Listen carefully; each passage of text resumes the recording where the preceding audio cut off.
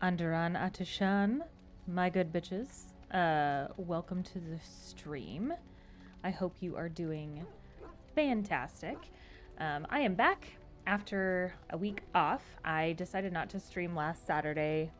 I think I've mentioned this just like in passing before, but I'm currently a student. I'm in school to be a veterinary nurse, and as part of our program, we have animals on campus that we work with. So we have dogs and cats, and they come to us from local shelters. Throughout our semesters, we work with them and we provide them with any medical care that they need. So, like if they need to be spayed or neutered or given vaccines, if they have any medical issues that they come with or that we discover while we're working with them, we treat those. We practice dental cleanings under anesthesia. And then at the end of the semester, they get adopted out. They go to new homes. So everybody wins. It's a great program and it's a great system. But because we have live animals on campus, part of our responsibilities as students is animal care. So we take care of all of their needs during the day in addition to like the medical stuff. So housing, nutrition, enrichment, all that stuff is on us as the students to take care of. And so we're on like a rotating kennel duty sort of schedule. And last weekend was one of my time periods where I was on kennels. So you have to get there at 5:30 in the morning. You do kennels, you go to class. After class, you go back and do evening kennels and feeding and meds and stuff. And then you usually don't leave until about 6. So it's exhausting. And I had 3 straight days of that. And I got home on Saturday and I was just a complete zombie. I think I went to bed at 9, which is when I usually start my stream. So I took a week off. I got some sleep. And now I am back.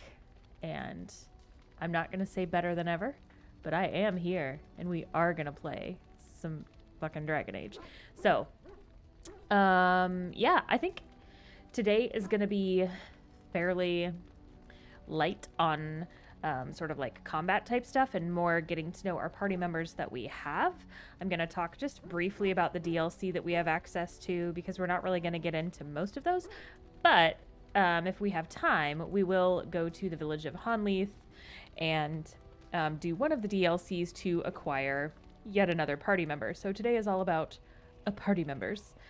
So we are at our camp. We just got done in Lothering, where we picked up Sister Liliana, who is a lay sister in the Chantry, who has surprisingly good fighting skills for some reason. So she has sort of a mysterious past, and we're going to figure out what the hell's up with that. And then we also rescued Sten from death row, essentially. He was in a cage as a prisoner in the village of Lothering, and just kind of was left there to die. He's a Canary, which is a race that we had not encountered yet, and they are a race that comes from the northern parts of Thedas. We don't really know where their race originated. Currently, they are most populous on the island of Parvalin. And in later games, they will have horns. Sten does not have horns. The actual reason for that is that they, I think, ran into some issues with animations and helmets and stuff. The in-lore reason is that Kunari without horns are actually even more intimidating. Which is not how horns work or evolution. But you know what? Fantasy game, hand wave, it's fine. So, Sten is a Canary. He was put into his prison cage because he murdered a family. Because he thought that they took his sword. It's weird. We'll get more into that. But, so yeah, Sten's an interesting character. We're going to get to know him a little bit. We can also talk to Alistair, who we've been traveling with for quite a while, but now we can really kind of dig into a little bit more of his backstory and get to know him a little better. We'll talk to Morrigan. And then there's Bodan and Sandal, the 2 dwarves that we met in Lothering, are in our camp now, so we're going to talk to them. And then I'll talk a little bit about the 2 DLCs that you can access in the camp right now. So yeah, without further ado, let's just run around and start talking to people. I think I want to talk to Morrigan first. She is kind of all by her lonesome on the edge of the camp over there, standing next to the fire. So we're going to go talk to her. If you are watching, let me know if the game audio is an okay level for you. And if my volume is also okay. Let me know if there are any issues. All right, so here's Morgan, all lonely by her fire. Let's check out her little spot here. We've got some scrolls. Looks like a little test tube rack there in the back. Some vials of red. Interpret that how you will. Yeah, let's chat with Morrigan. What do you wish of me? I'd like to ask you something. If you must. Okay. Let's talk to her about her powers. I feel like her powers are quite unique in the world of Dragon Age. We really don't see these kinds of shape-shifting powers outside of her and her mom, really, until... I mean, if you're a mage in this game, you can acquire that ability yourself, but we don't really see this power set again, I don't think, until Tevinter Nights, when we run into an elf that has similar powers. So they're really neat. So let's talk to her about it. I was not born such. 'Tis a skill of Flemeth's, taught over many years in the wilds. The chastened have tales of we witches, saying that we assume the forms of creatures to watch them from hiding. When a child is alone and separate from his tribe, that is when we strike, dragging the young boy kicking and screaming to our lair to be devoured. A most amusing legend. Yeah, it sounds like something you'd do. It's just a legend, right? So I assume. My mother has walked the wilds far longer than I. Who am I to suggest what things she has done and not done in her past? Why do you ask? Is there something specific you wish to know?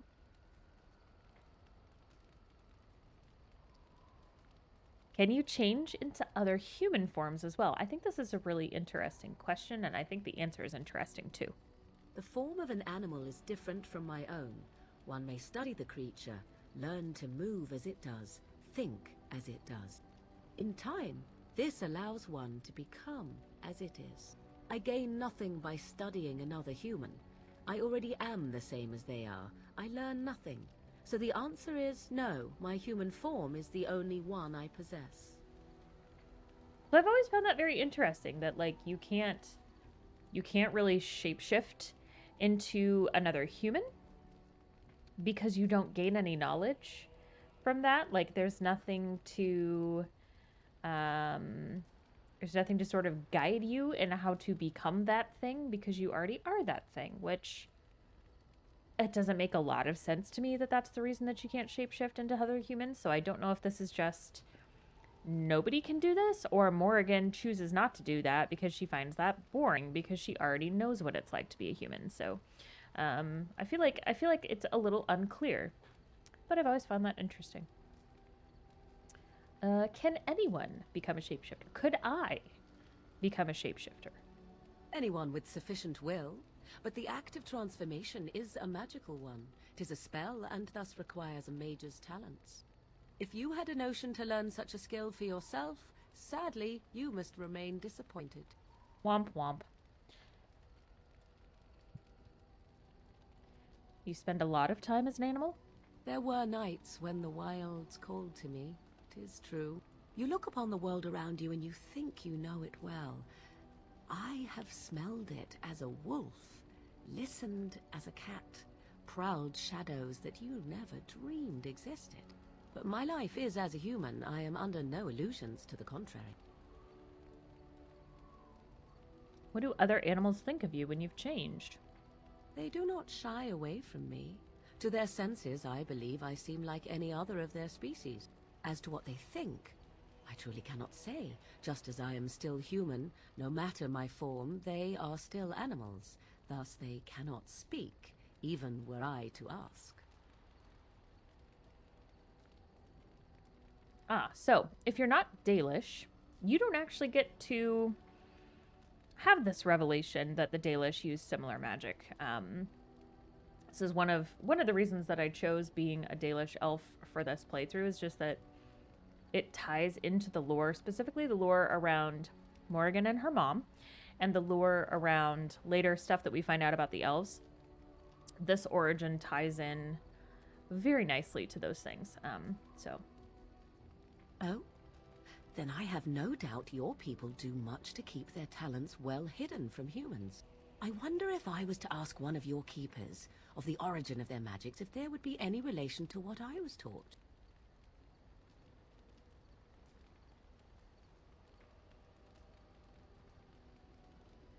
That would be intriguing, wouldn't it? I may even ask my mother about it someday, though I doubt she would tell the truth of it even so. Such is her way. I wish that the question that we got to ask her there was, well, what were you taught? Like, what's the origin of your branch of this magic? But no. Instead, she's all cryptic.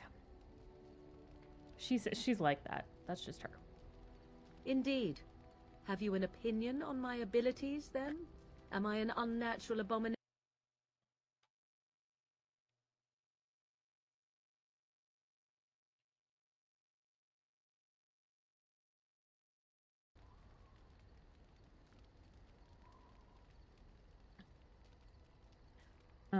That would just make you angry, I think. No doubt it would. But enough of such talk. Let us proceed, lest the dust gather on us. I was really excited when I went to our grocery store and saw that the Halloween stuff is already out. I have a big bag of candy corn, and I'm a very happy person. Halloween's my favorite holiday, and candy corn is like my favorite seasonal candy. I know that it is a very controversial candy. If you like candy corn, let me know in the comments. If you hate candy corn, let me know. I don't know why I like it so much. I will say I like it in moderation. I do get to a point, it's so sweet that I do get to a point where I'm like, okay, if I eat another piece, I'm going to be sick. But for those, like, you know, dozen or so pieces, choice. So we can ask her more stuff. She kind of cuts you off there, but, like, you can keep bothering her. What do you wish of me? So let's get a little more personal. We are in camp, so 'tis as good a time as any. Seems a little harsh. Why are you still here? I am here because Flemeth commanded me to aid you. Why? Do you wish me to leave? I can do so if you prefer. No. No, I don't want you to leave. Then I assume our discussion ends here. Oh no. That got me disapproval. Oh well, we can fix that with cheating later. I'll tell you about that soon. Sorry, Morgan. Actually, you know what? We can just fix it right now, I think, because I'm pretty sure that we have gifts already in our pack. So this system, in pretty much all of the games, you have approval and disapproval with your party members. It is what it sounds like. They either contribute points toward liking you or not liking you. And at any point, you can cycle through your characters and you can kind of see where you are on the spectrum of like versus dislike. So Alistair, we're kind of just to the right of the center there. So he likes us slightly more than he dislikes us. And Morrigan is the opposite. She's just on the other side of that middle line. Dog always loves you the most. You could never disappoint your dog, which I feel is accurate and realistic. So yeah, you can give dog gifts and should because he's a good boy, but you don't ever have to worry about losing approval with your canine companion. Lel is in the middle because we just got her. Sten is just a little bit to the dislike side. I must have pissed him off at some point, but pretty much everybody starts out like right square in the middle, I think. So anyway, if you go over to your other category, you can kind of cycle through and you can see that some of these items are gifts. So we got the Golden Scythe 490 black, which is a booze. Got a little carved statuette, a bronze symbol of Andraste, some wine, a beef bone. Guess who that's for? It's not Sten. And then a silver bracelet and some malachite, which is not a gift. So yeah, we have a lot of different things. I am trying to remember if the silver bracelet is for Morrigan or if that is just a generic one. So there are certain gifts that are more prized by certain characters than others. You can give any of these gifts to any of your party members, but if you give them the gifts that are kind of tailored for them, you get even more approval. So like if I give Morrigan the beef bone, I might get like a point or two of approval. If I give her something that's tailored to her, then I'm going to get, I think it's 10 points. So it's a pretty good boost.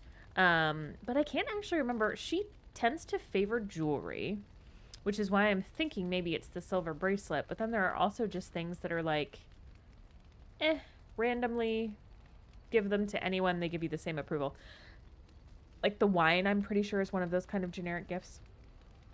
So maybe we'll actually hold off on bribing her with gifts. Actually, speaking of gifts, let's jog over to Bodan and Sandal, and I'll show you the kind of overpowered gifts that they have that you can buy. Ah, it's good to see you, my timely rescuer. Bodon Feddick, at your service, once again. I saw your camp and remember the kind offer that you made the last time we met. And is there anywhere safer for a poor merchant and his son to sleep? I think not. I'm perfectly willing to offer you a fine discount for the inconvenience of our presence. How does that sound? Good? Yes? I like how initially he was like, oh, we can't travel with you. Your lifestyle sounds too scary. And now he's like, actually, maybe we should hang out in the camp with all the people that, murdered Darkspawn to save us. Have you been following us? Following you? I'm not even certain where you're going, my friend. And quite frankly, it's none of my business. Trust me when I say that my encountering you here was serendipity and nothing more. I travel a lot, so I'm bound to meet everyone on the road eventually. If you prefer, I'll take my boy and be on my way. But regretfully, you're the safest spot on this road, without a doubt. No, don't go. What are you selling exactly? This is going to get into some interesting gray morality, let's just say, that Bodan has. Anything, everything, but all of the finest quality. No cheap trinkets here.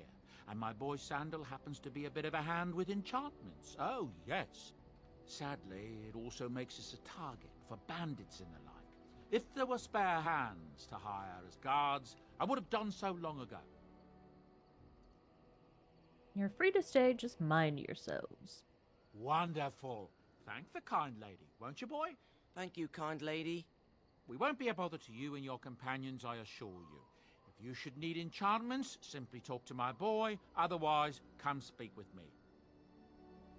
I love Sandal. He's precious. Hello. The boy's a bit simple, but he's rather good with enchantments. One of those tranquil fellas actually called him a... what was it now? A savant. I had no idea such a thing existed. What enchantments does he do?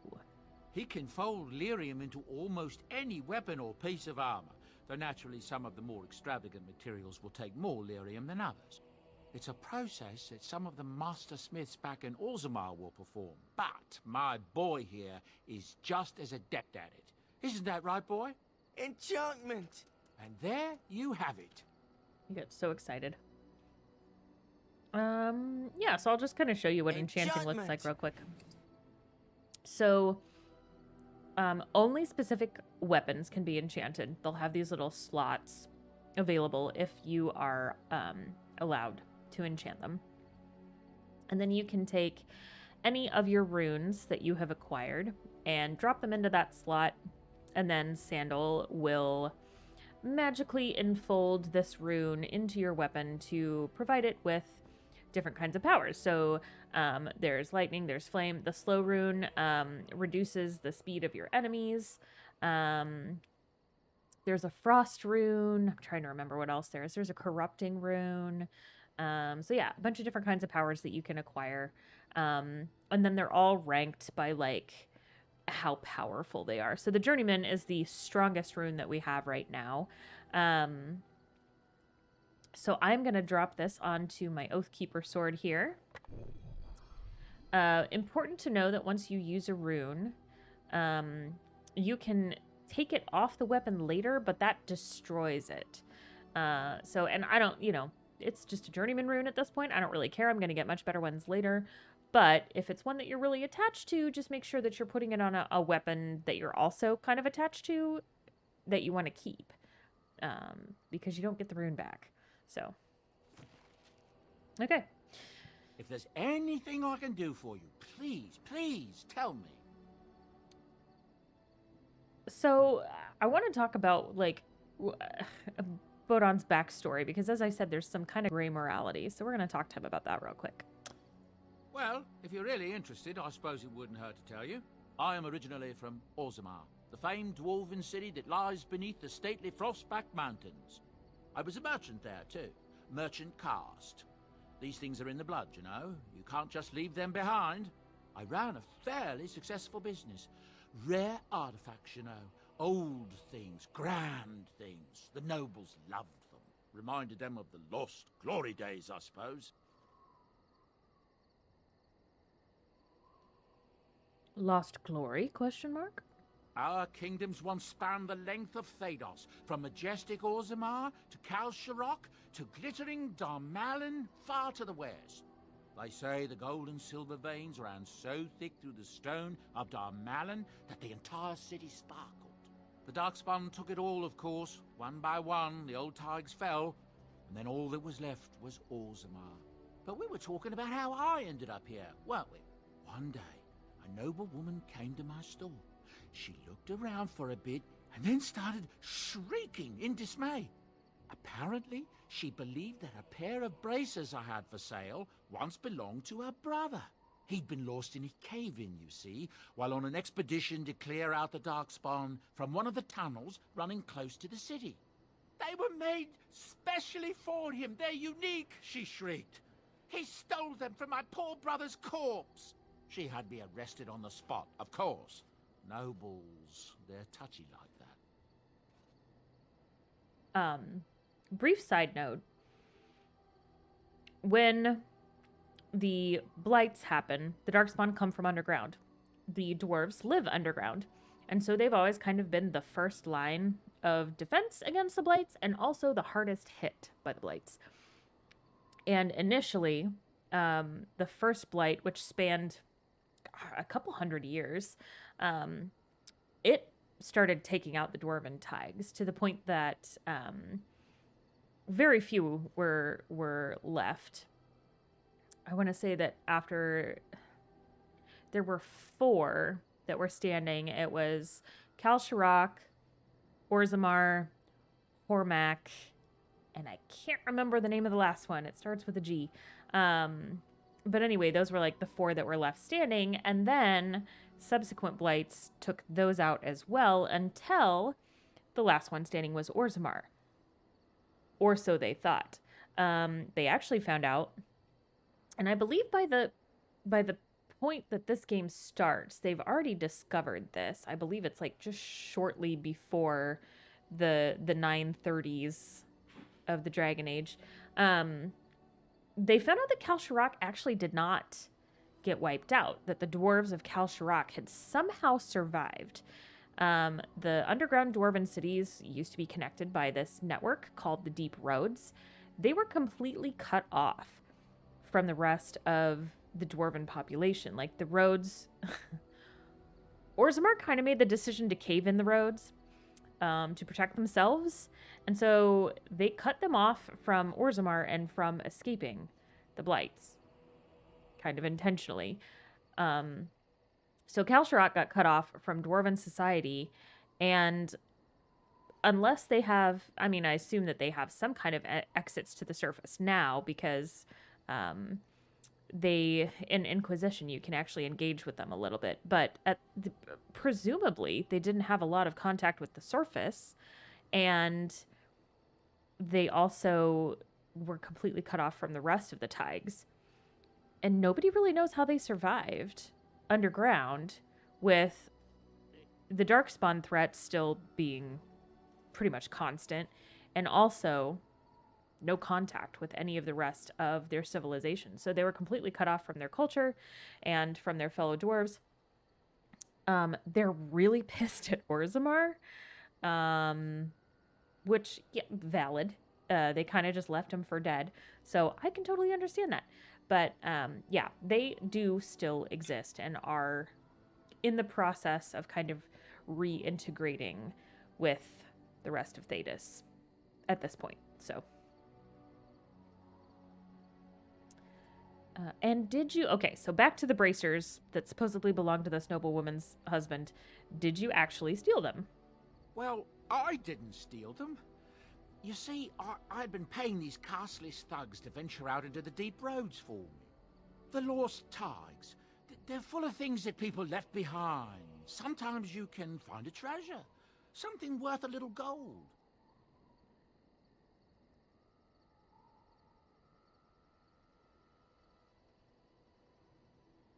I mean, that does kind of count as stealing, sort of. I guess if you define stealing as taking something that doesn't belong to you. To the nobles it is. They believe everything in the Tigers belongs to the house that once dwelled there, even if it's in ruins and they haven't seen it in generations. The noblewoman, she wasn't too happy with the theft of her brother's bracers. I don't know what they planned for me, and I didn't want to find out. Bribed the guard that was watching me and took off for the surface first opportunity I got. Never looked back. So, another thing that I just want to point out very briefly. I don't know if we've talked about this or not yet. Dwarves in Orzammar are taught to fear the surface. They feel like if they come up above the surface, they will fall into the sky. Anyone who comes to the surface is pretty much excommunicated from Orzammar society. You are thought to have turned your back on the stone, and you are just, you're basically at the level of the castless. Like, you're a non-entity at this point. So, deciding to come to the surface is a big decision. And obviously he was in fear of his life. So he had good motivation for it. But there are a lot of other dwarves who choose to come to the surface for various reasons. And I just think it's important to know that that is kind of a sort of a scorched earth kind of decision with the dwarven people. If you come up to the surface, you can't reintegrate back into society. So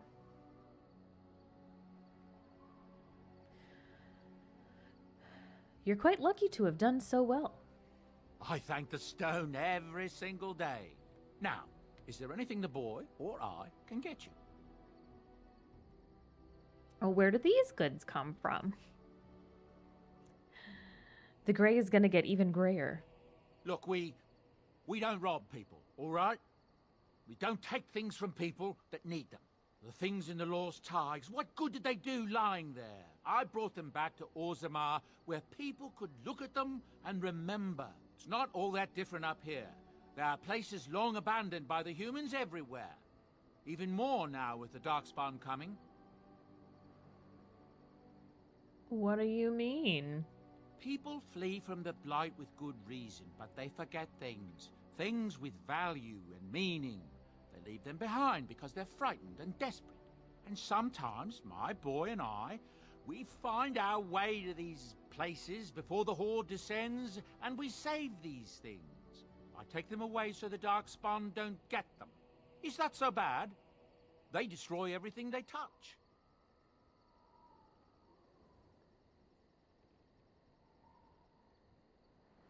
I'm kind of torn on this, which I think you're supposed to be. Like, yeah, they're not going to go to waste, but also it's not like you're saving these things and holding them until the Blight is over and making sure that nobody wants to, like, come back for their meaningful belongings and then deciding to sell them if somebody doesn't show.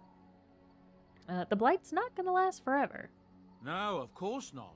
And when it ends, I will go back to finding ruins, or move on. I don't really have much of a choice. Didn't mention your son in your story. Ah, yes. I'm married to a fine woman back in Denerim, it's true. She'd give me a son if she could, but that's not likely to ever be. Sandal here. I found him in the deep roads years ago. Abandoned, I think, and he was never quite right in the head. I took him in, and I brought him with me when I came here to the surface. He may not be my blood, true, but I think of him as one. We left Orzammar. That's right, boy. Maybe one day we'll see it again. That was generous of you. It's not as if I don't benefit, mind you. Turns out the boy's a natural working with enchantments. He might have even been lyrium-addled. I never thought of that before, to be honest. Happens sometimes. He can work an enchantment into just about anything, however, given some time. Could probably open his own shop, if he knew how. Enchantment. Well, he does seem to enjoy it, at least. We will hear a little bit more about the exact circumstances surrounding Sandal and how Bodon discovered him. And when we get to that point, we're going to talk a little bit about Tevinter Nights, which if you are watching these videos and you have not read any of the Dragon Age novels, totally fine. I talk a lot about them. There are going to be spoilers for them throughout.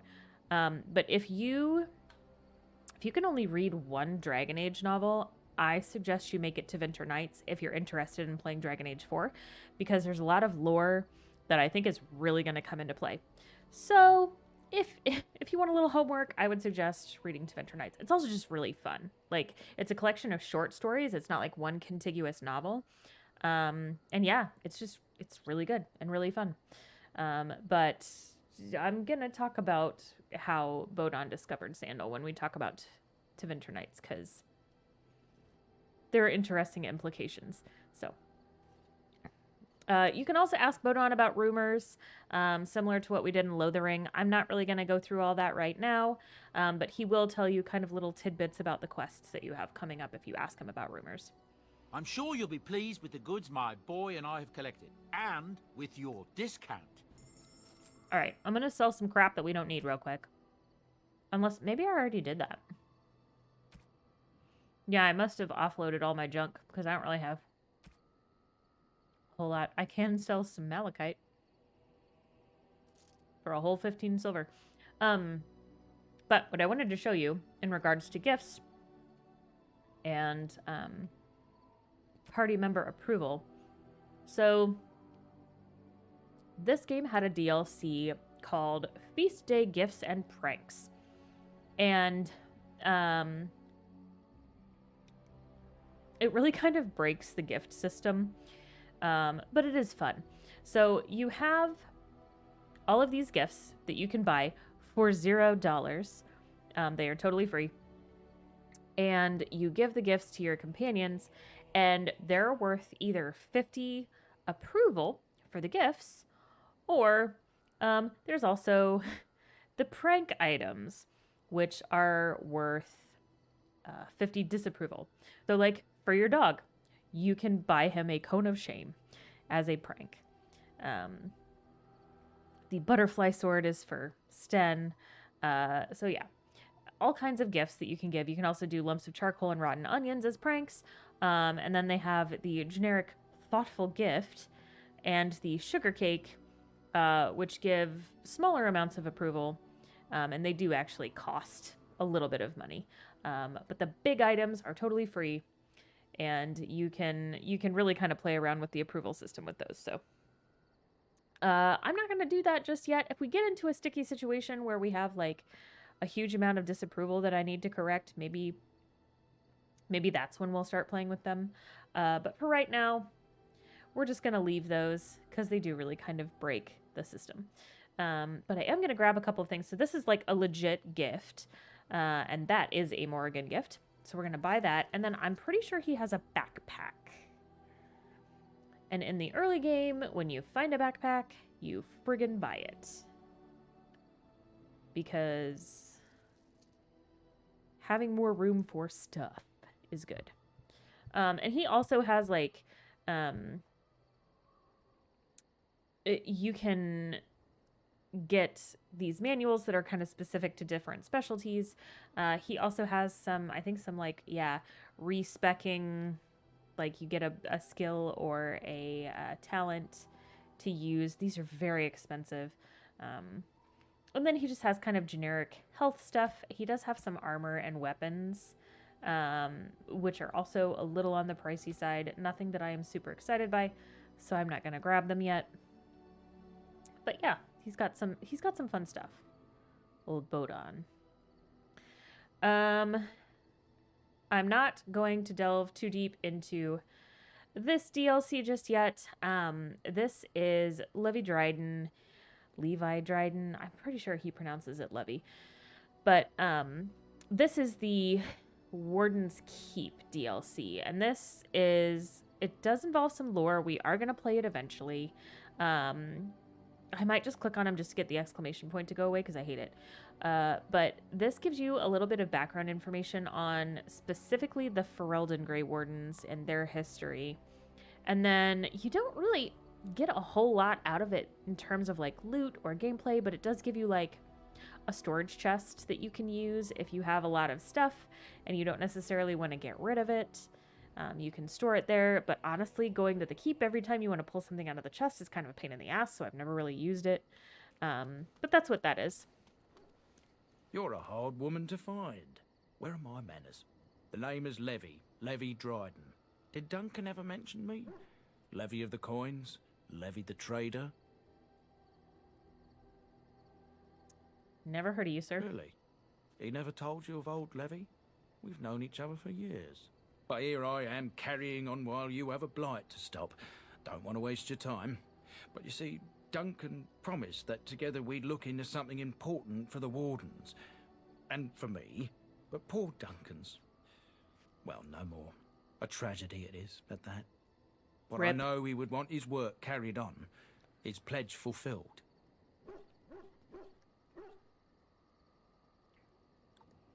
How'd you know him? It's a bit of a tale, that is.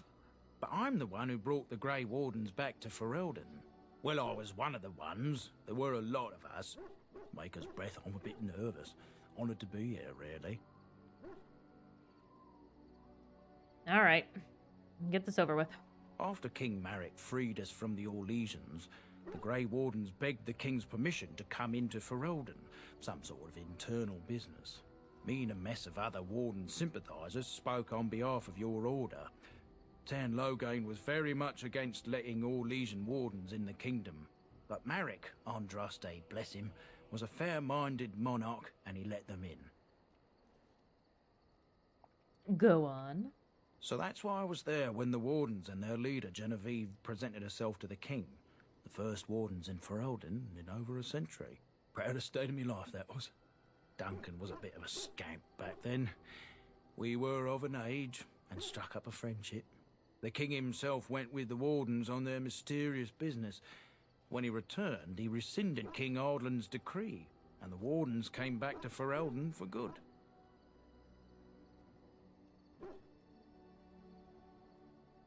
So why were they cast out in the first place? People say it's because the Wardens have become terribly unpopular. Just soaking up ties and not doing a bleeding thing for the kingdom. I say that's bollocks, as recent events have shown. And Marek just rescinded the order like that, huh? Marek was a bit of a visionary. A powerful mind, that one. In his travels with the Wardens, he must have seen how important their cause was, and been moved by it.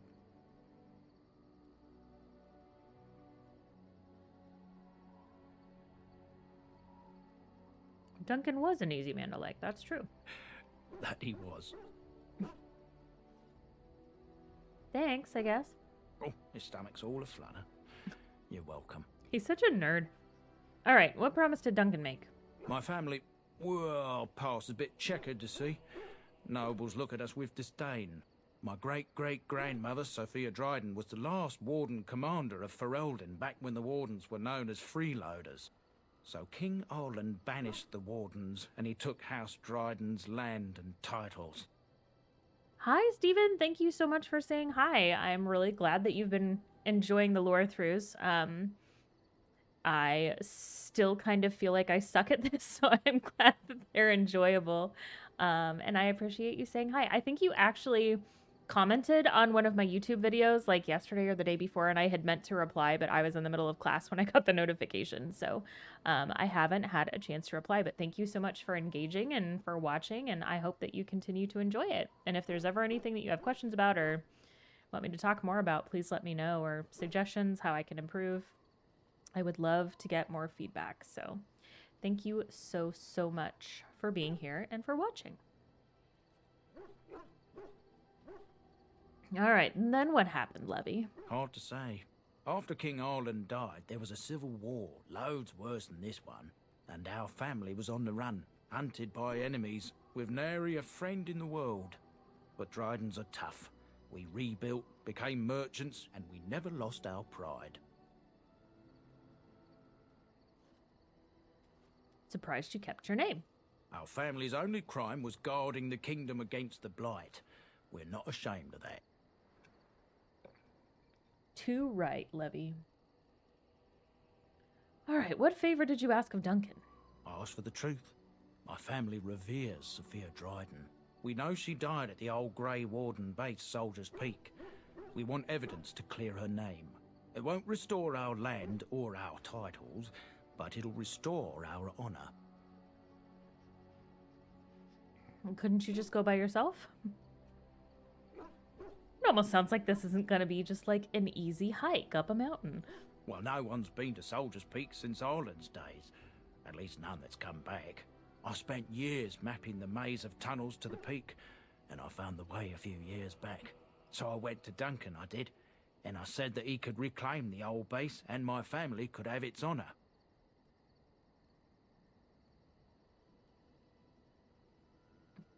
Don't really think we need to ask why Duncan didn't help out. A blight happened. He got busy doing stuff. How will reclaiming the peak... How does this benefit me, Levy? Soldier's Peak is strategic and symbolic importance. Duncan said that it would be worth it right there. He also hoped to recover lost Warden history and perhaps a few old relics. No one knows what's up there now. I like how he's like dangling the promise of loot.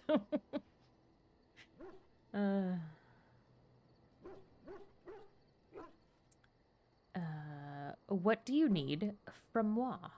I can pick my way through the tunnels at the base of Soldier's Peak, but the place, well, they say it's haunted, and it'll be dangerous for certain. Will you think on it at least?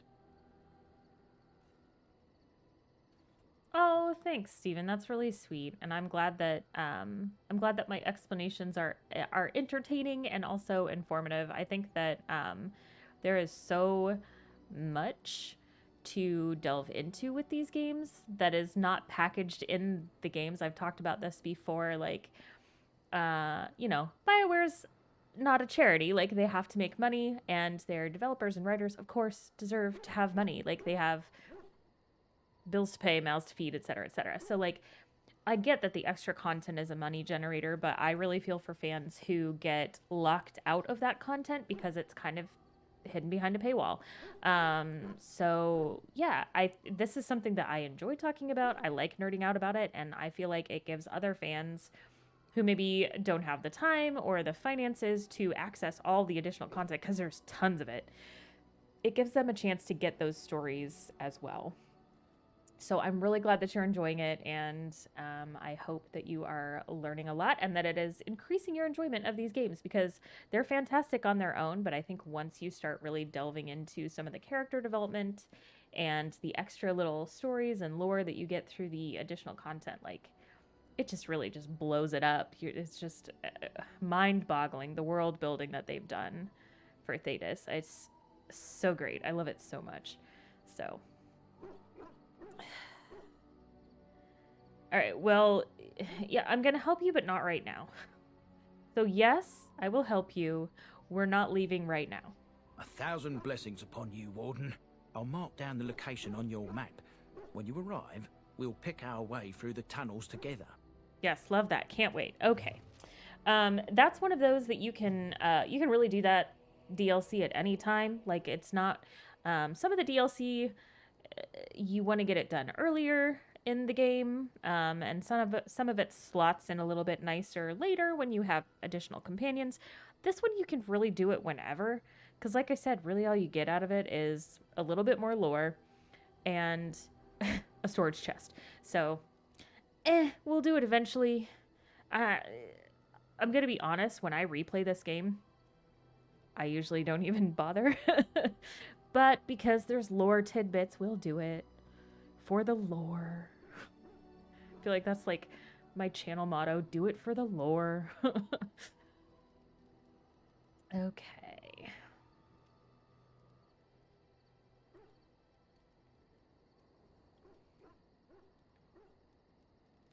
Yeah, you can play through all 3 of the games, but like if you don't engage with all the codex entries, that in and of itself you're gonna miss a lot, which I know there's a lot of them and it can be really overwhelming. So I know a lot of people don't read all of them. I know a lot of people who don't read any of them, and I'm like, you're missing so much.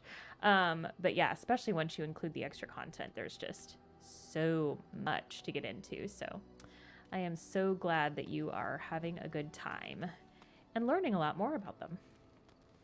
And I will also be honest and say, like, I don't know all there is to know about them either. Like, I am constantly finding new tidbits that I didn't know. There are some other people in the fandom who I think do a really great job. Jackdaw and Gilderthallen are both YouTubers who do a lot of like lore content, and Jackdaw in particular has been really good about keeping up on news about the 4th game, Dragon Age Dreadwolf. So definitely recommend following and watching a lot of their stuff too if you want to get into some of the extra content.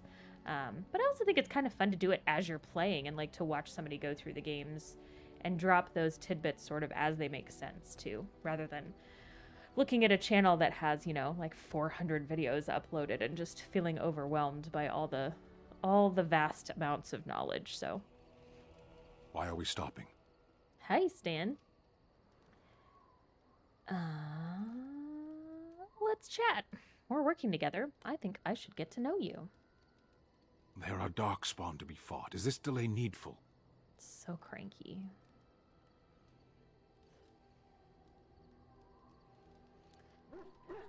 You doing all right, bruh? You were in the cage for a really long time. I think we kind of went over the fact that, like, he kind of alludes to the fact that Canary can last a really long time without food and water, but still, like, had to suck anyway, right? You are concerned. No need. I am fit enough to fight. Oh, he seems slightly touched that we're worried about him.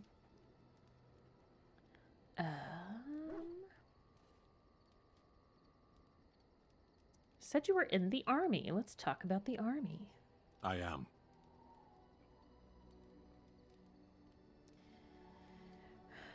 Why would the Qunari send soldiers here? The Antam are the eyes, hands, and mouth of the Qunari. We are how my people know the world. Have a good night as well, Stephen. Thanks again for stopping by and for chatting and letting me know that you're enjoying things. I hope that you continue to enjoy them. And I hope that you have a great evening.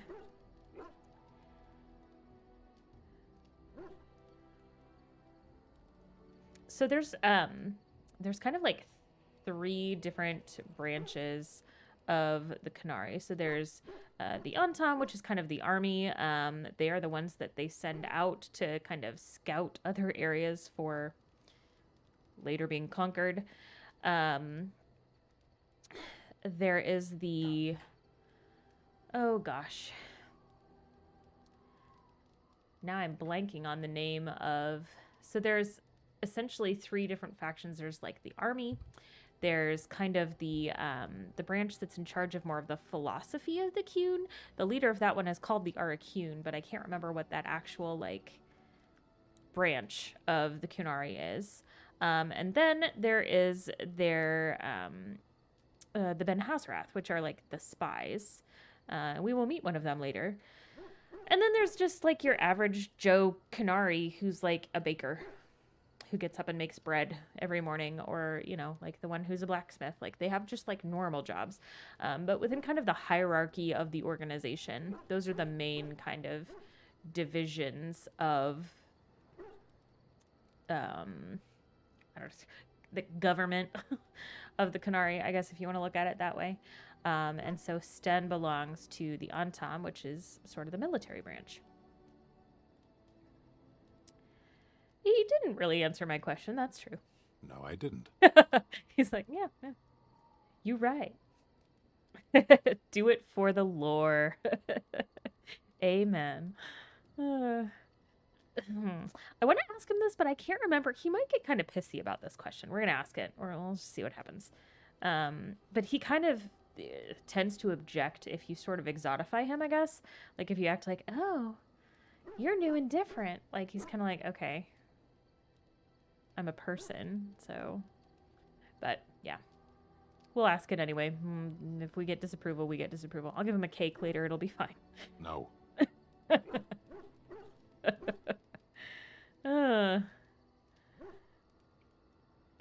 Por qué? People are not simple. They cannot be summarized for easy reference in the manner of, the elves are a lithe, pointy-eared people who excel at poverty. It's so harsh. But it's also kind of funny. It's a good line. You jerk.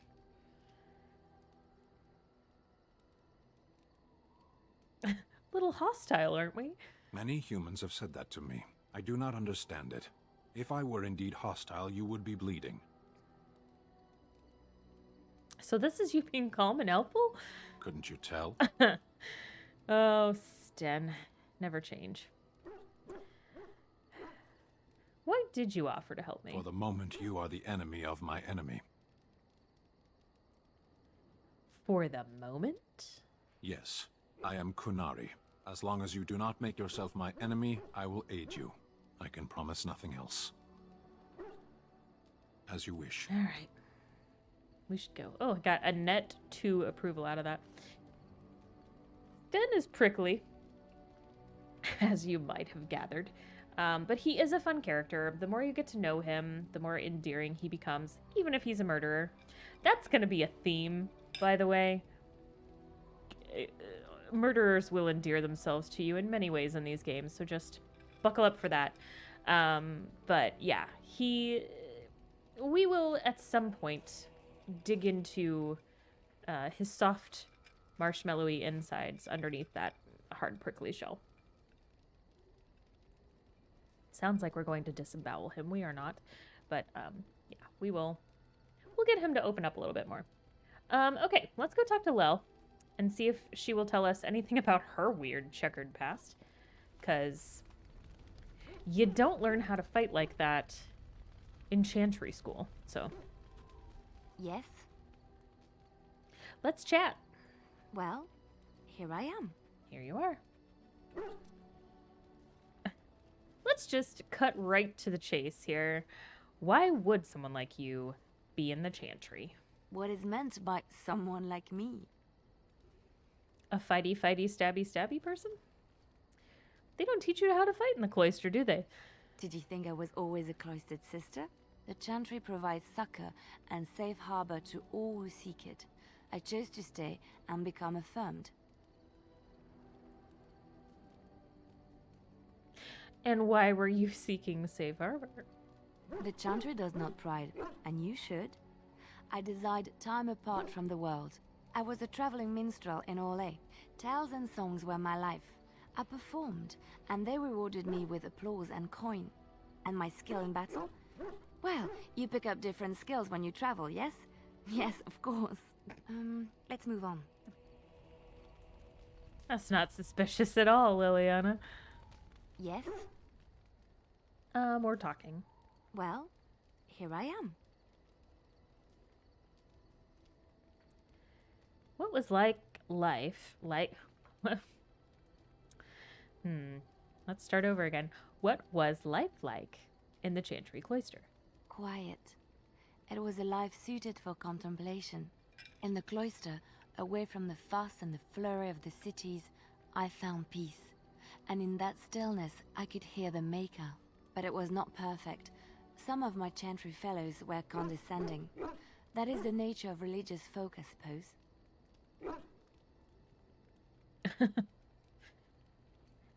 I mean, I feel like that's part of the reason you're not particularly fond of them as a Dalish person, Lina. Let's be real. But I would love to know what she means by condescending. When I talked about my beliefs, that the Maker reveals himself in the beauty of his world, they treated me with disdain. They want to believe that he's gone, so that when he turns his gaze on them, it means they are special, chosen. He cannot possibly have love for all, the sick and the weary, the beggars and the fools.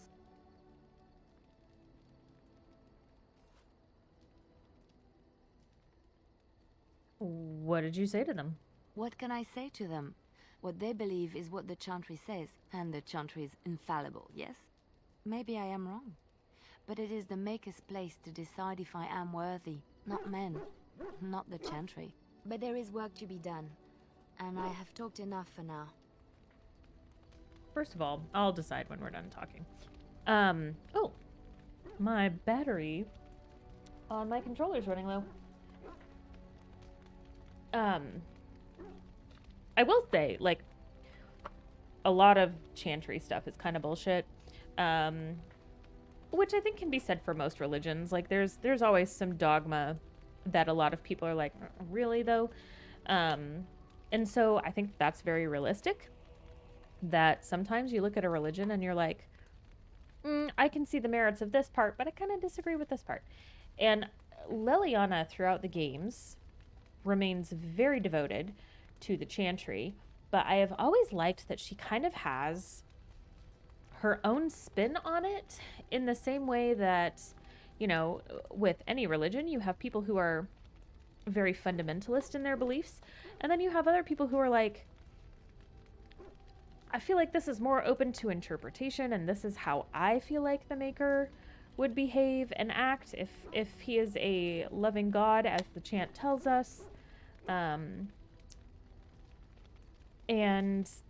in some cases, at least in the real world, sometimes it seems like, did we all even read the same book? And so I kind of wonder if there are people in the chantry who feel that way as well, who are like, you know, you're telling me that the religion works this way, but we all read the same chant, and I don't feel like the Maker would be like that, you know? So I just have always appreciated that Leliana kind of takes that stance on things and is vocal about the fact that you don't necessarily have to go with the dogma that you learn. You can take the source material and kind of decide how it affects you as an individual and how you as an individual interpret the different aspects of the religion. So, I don't know. I find it refreshing. In a world of chantry bullshit, she's kind of a breath of fresh air in that way. Yes? Okay. I think we had like one more line of questioning for her. Well, here I am. Oh, yeah. The vision. She will talk about, you know, minstrelly bardic tale stuff. But let's talk about her vision. I knew this would come up sooner or later. I don't know how to explain, but I had a dream. In it, there was an impenetrable darkness. It was so dense, so real. And there was a noise, a terrible, ungodly noise. I stood on a peak and watched as the darkness consumed everything. And when the storm swallowed the last of the sun's light, I fell, and the darkness drew me in.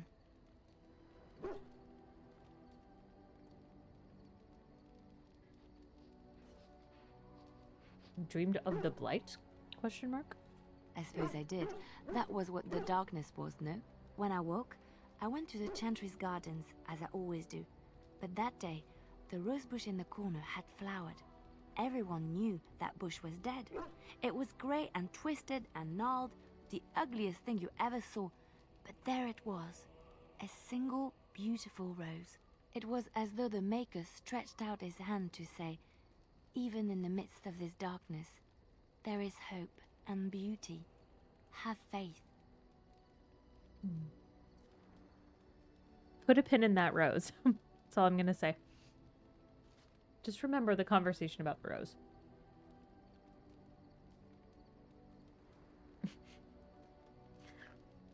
I don't want to shame Liliana for having a vision. Like, the Liliana's crazy line of discussion is a bit harsh, I think. So this made you want to help me? How In come? my dream, I fell. Or maybe I jumped. I'd do anything to stop the blight. I know that we can do it. There are so many good things in the Maker's world. How can I sit by while the blight devours everything?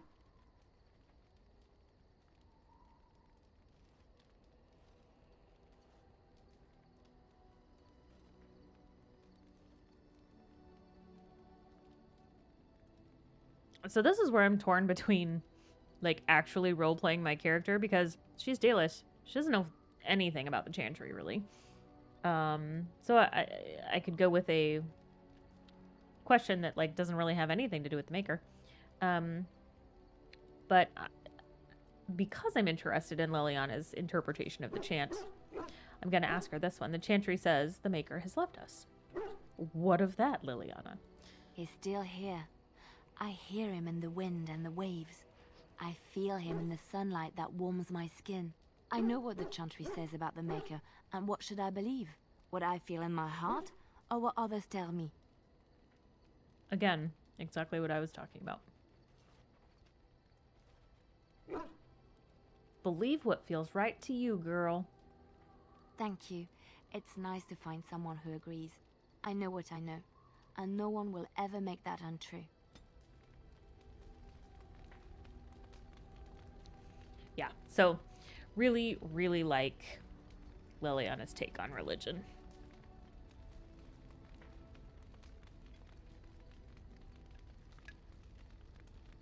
Okay. I think that Alistair's the only one that we haven't really talked to. Oh, and Barkspawn.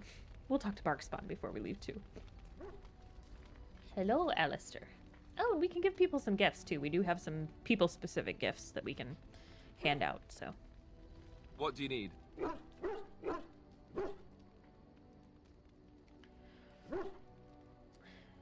you want to talk about your feelings? He really is very broken up about Duncan. You don't have to do that. I know you didn't know him as long as I did.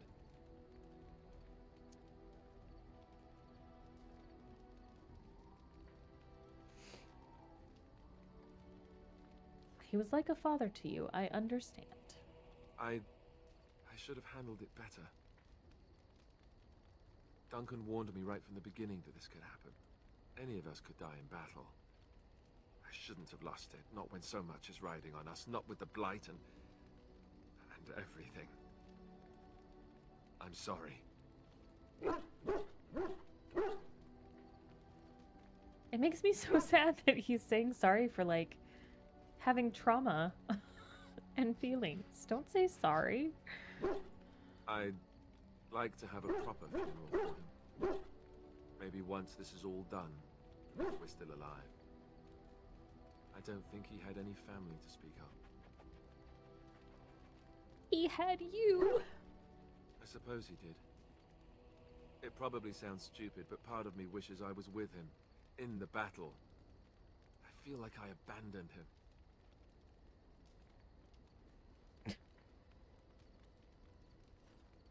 He did save your life by sending you to the tower. That is a valid point. Yes. I know. I think he came from Hyeva, or so he said. Maybe I'll go up there sometime. See about putting up something in his honor. I don't know. The Dalish don't practice cremation, do they? How do your people honor your dead? Had a little captions typo there.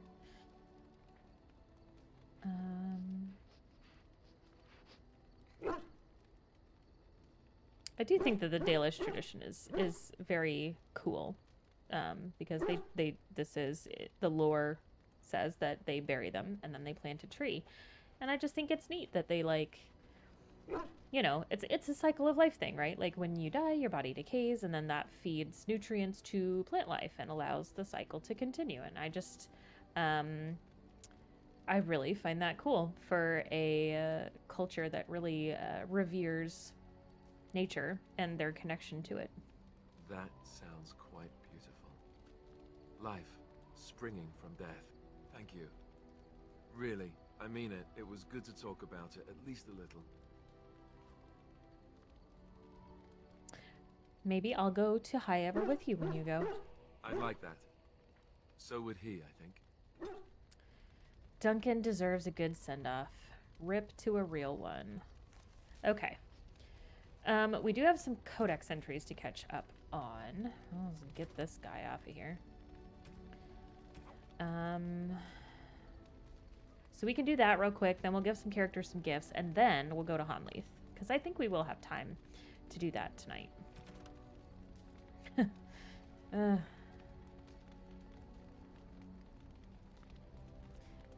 We've already read Alistair's, but that quote about the blight bringing people together just always makes me chuckle.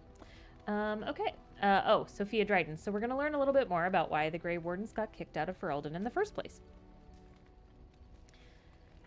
Sophia Dryden is Ferelden's light and her most brilliant jewel. Nothing on this earth can ever quench her fire. Arlessa Sophia Dryden was the young Arlen's rival for the throne of Ferelden.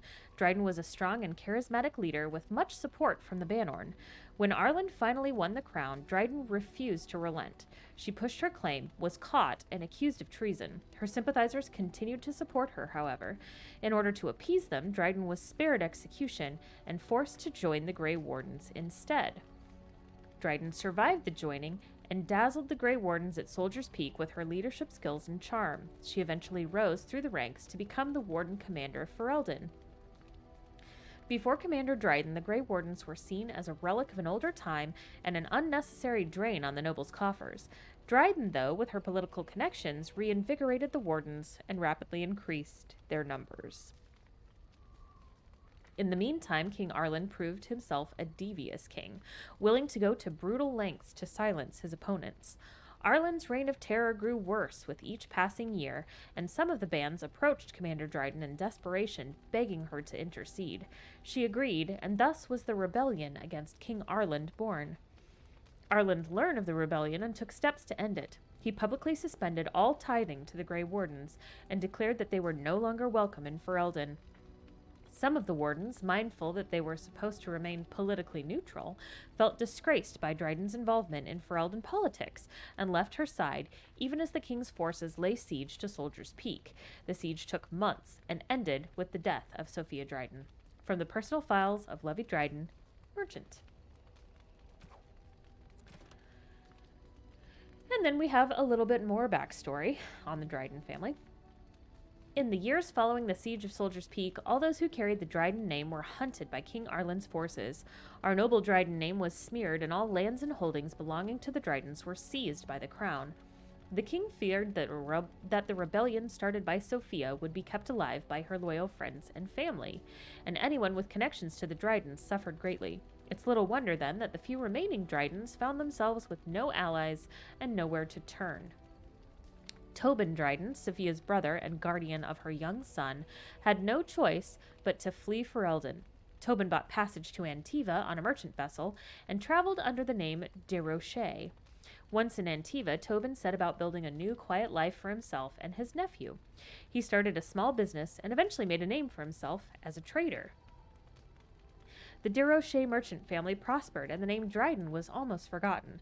However, in 815 Blessed, Sylvie de Rocher uncovered an old document belonging to Tobin and pieced together the family's history.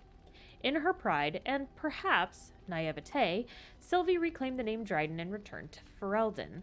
King Arlen lies dead, and the Dryden name lives on. Our family has survived, even thrived, since the death of Sophia Dryden. The nobles of Ferelden may still spit on the Dryden name, but we Drydens know that Sophia Dryden was greater than them, almost a queen, and a hero of the people of Ferelden. So, there's that. Gifts. Let's give some people some presents. So there are some that I know belong to some of our party members. So, the small carved statuette is an Alistair gift. He likes little figurines. The golden rope necklace is one of the jewelry pieces that I know Morrigan likes. And then the bronze symbol of Andraste goes to Leliana. I don't think we have anything for Sten just yet. And then we'll give Barkspawn a bone for being the bestest boy. So we'll statuette here. I could get used to this, you know. Goober. And we'll give her the necklace. I am grateful. 'Tis thoughtful indeed. The bestest boy. Doesn't really give you any approval because there's no more approval to gain, but you know, he's a good boy. Oh, we have a caddis for him, one of the war paints. So we can give him this one. It gives a +4 against beasties. So that will be helpful. And then Leliana, we will give the bronze symbol of Andraste. That's a wonderful thought. I don't know what to say. You're welcome. And then Sten, we don't have any for him. He likes little, like, pictures and paintings. So any of those that we get will go to him. So, and then we have another party member who likes the booze. There's another party member who really likes books. So, I'm trying to remember what our elven assassin party member that we're gonna find, what his are. I know he likes, I want to say like gold bars are one of the ones that he really likes. Anyway, we'll get a variety of different items, and as we go through them I'll tell you guys who they're for. So let's talk to the dog real quick because it's always a good time. When you click on him, you basically just get an interaction with him and one of your other party members, or sometimes with you. Oh, why, you little... What? Your furry friend here took offense at me getting near his food. He snapped at me, look. As someone who works with dogs all the time, that was really fucking dumb, Alistair. If you don't know a dog, you should not jack with their food while they are eating. A lot of dogs are food aggressive. Like, come on, brah. So, yeah, that was dumb. He is a war dog. You dumb butt. Sometimes I forget that he's a war dog. That'll teach me. Yeah. I once heard a really old legend about how the hound warriors in the days of the old tribes would feed their Mabari the flesh of the vanquished. Well, that's what I heard anyway. It would sometimes be human flesh. Oh, like you can tell the difference. For all you know, maybe you've already been fed something. Someone. Oh, stop scaring my dog. Also, Barkspawn's gagging noise is so weird. Definitely, the Foley artist on that was like someone who's never heard a dog barf. Because I don't know what that was. It was not a dog retching. That much I can tell you for sure.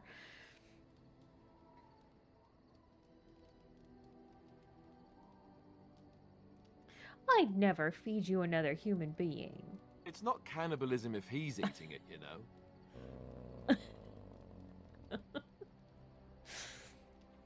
All right, we'll do one more. These are fun.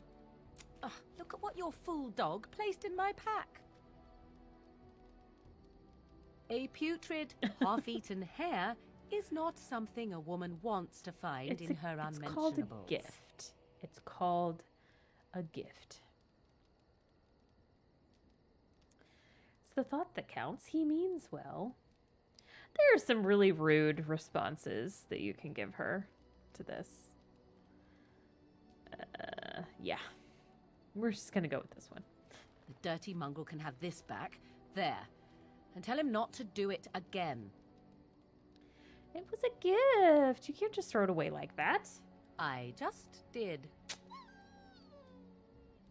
I don't want it, you worthless fur bag. Aww. Don't listen to the mean lady. You're a mean lady.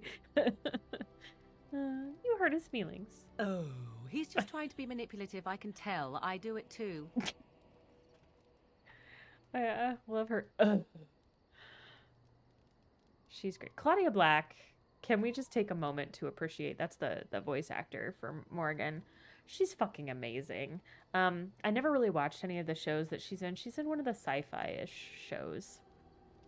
I can't remember what. I always forget. Battlestar or the other one that's not Battlestar Galactica. Anyway, she was in one of those like sci-fi type programs and apparently was very very good in that too. Like she's just very talented. She's amazing. I love her. 10 out of 10. Okay, so now we are going to go to Honlieth. We are going to... I can't decide if it's Honleith or Honlieth. So I'm probably going to go back and forth about how I pronounce it. I'm sorry for not being consistent. But anyway, we are going to go to the village of that name and recruit another party member. So this is another DLC called The Stone Prisoner. And this particular party member is a lot of fun. And I want to get her because she's a good time. So we're going to take Barkspawn, because why wouldn't you? We're going to take Morgan. Indeed.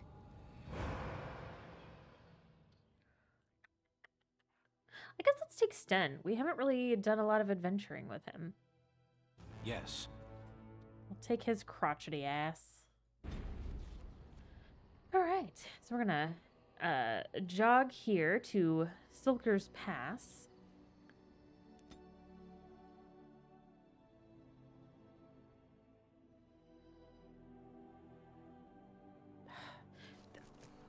I always have like so much anxiety when I'm traveling on this map, waiting for the like shunk noise and like the cross swords, and then you know that you're gonna have to fight some dudes.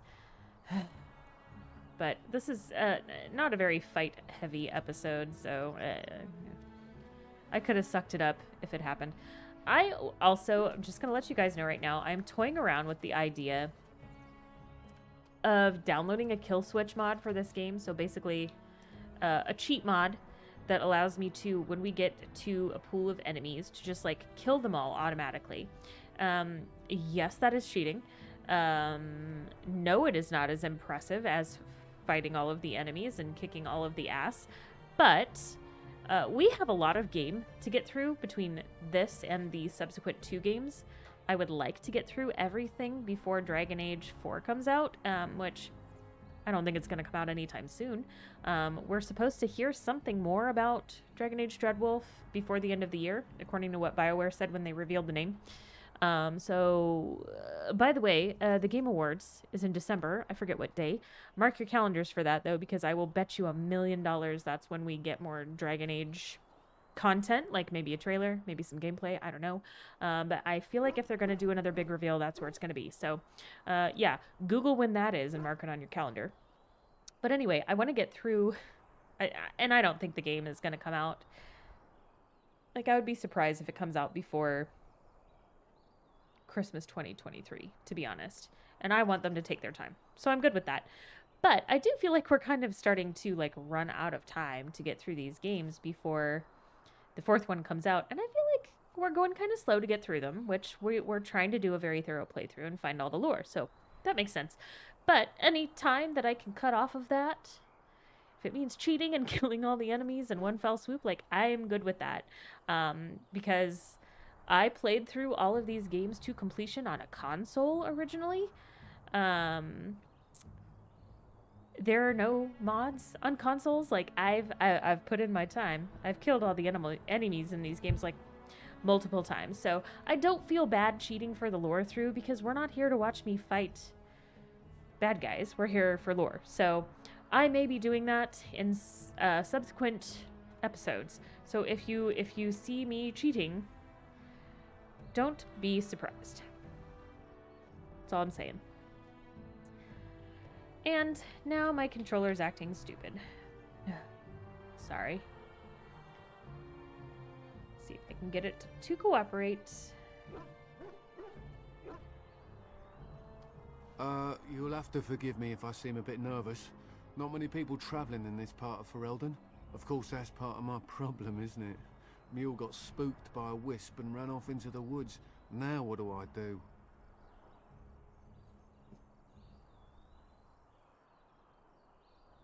You asking me to find your mule? No, that's Dragon Age 3, where you have to chase a Druffalo and find somebody's ram. There were a lot of weird animal side quests in Inquisition. Don't worry, we'll play them. Anyway, what do you mean part of your problem? Well, yes. Oh, it's been quite the month. Allow me to introduce myself. Felix de Grosbois, merchant and entrepreneur at your service. Felix de Grosbois. A merchant out here? I don't normally take this route, but with the war, I was hoping for a bit of luck and good weather in the mountains. Sadly, I've had neither. Ugh, this trip has been one miserable disaster after another. I don't suppose you'd consider helping a fellow out? The guy who does this guy's voice is the same guy who voices Cullen.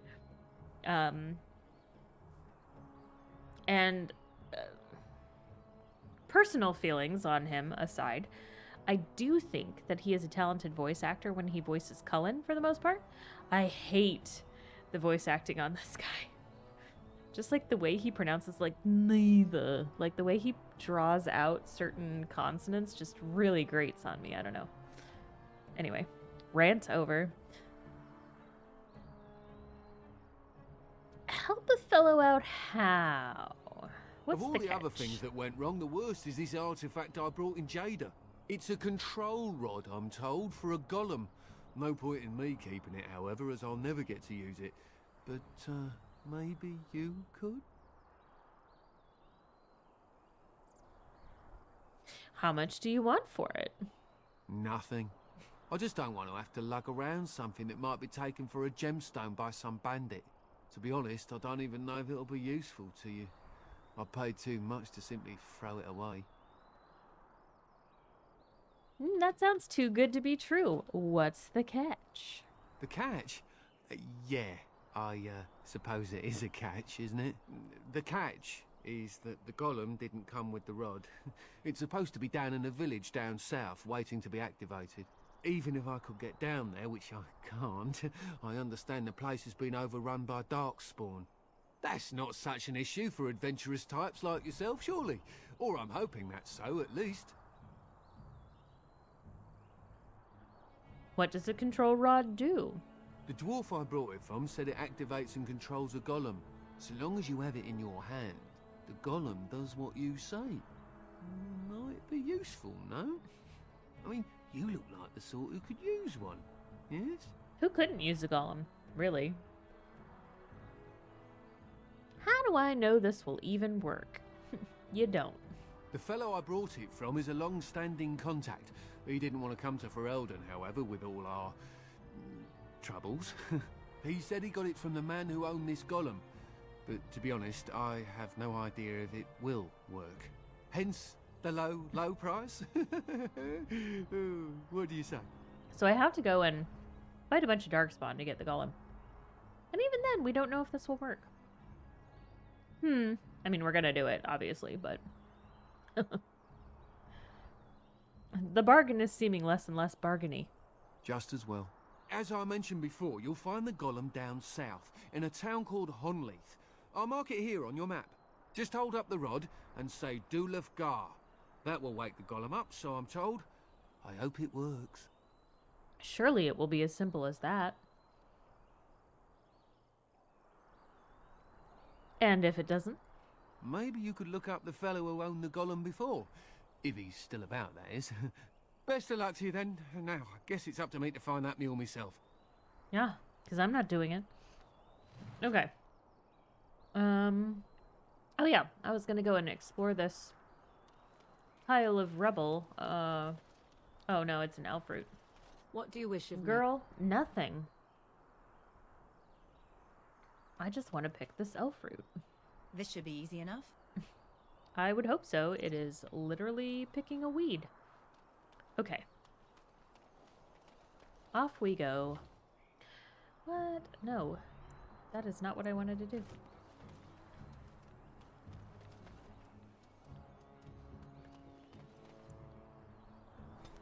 My controller has been acting kind of funky the last couple of playthroughs. And I really hope that it's not, like, on its way out.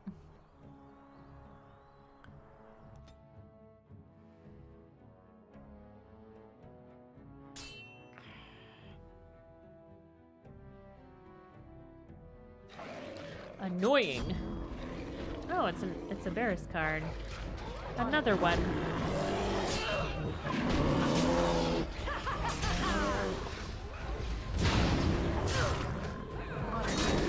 Stay still. This should be ha! Is that all you've got? Let's get started. Let's get started.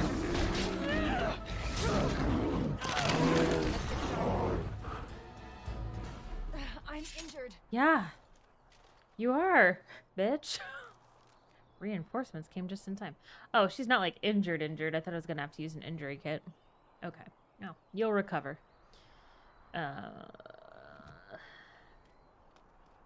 Really? No loot off of that? Lame. There's some blight wolves, it looks like. Can't believe all I got out of that was elf fruit? Really? I mean, I guess I got XP too, but that's disappointing.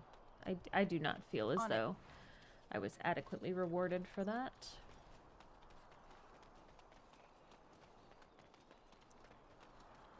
All right. Get on our merry way.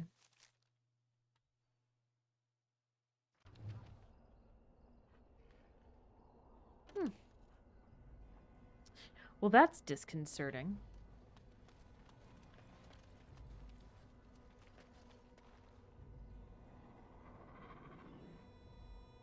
Oh, shit. Hold on. Herbs to gather. Okay.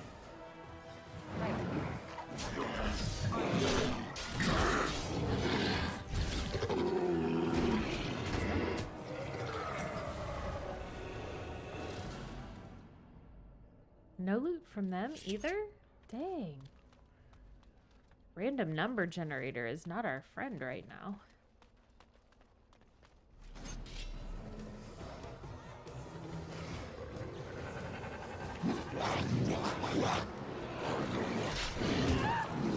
Right.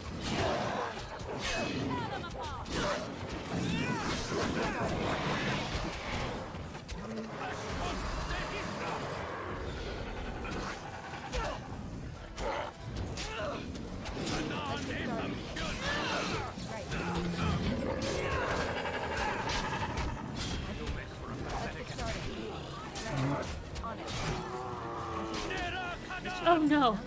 Sten doesn't have a weapon. Is it just me, or do you actually think you have a chance? Oh no, I never equipped him with a weapon. I'm so stupid. Okay, well. We'll fix that.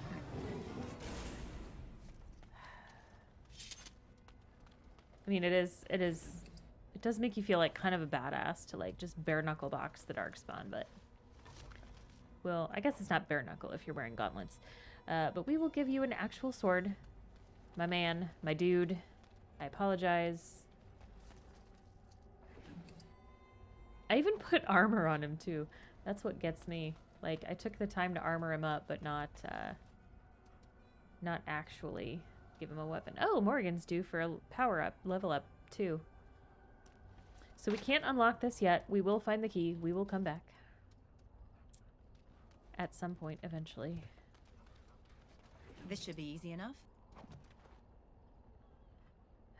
Is there anything else? On it.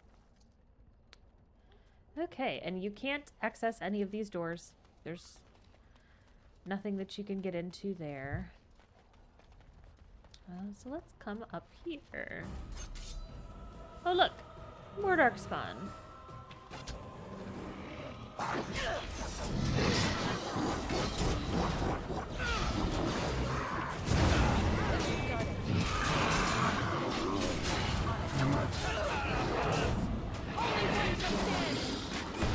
Ow! Let's get started. Now we get our hands dirty. Got into that fight before I had a chance to give the man a sword. I am very distractible. You guys will find that to be true. I completely forget about things 5 seconds after they happen because, yeah, I just get distracted and then I forget. So ADHD is a lot of fun. All right. Ah, he is much more effective with a weapon. Imagine that.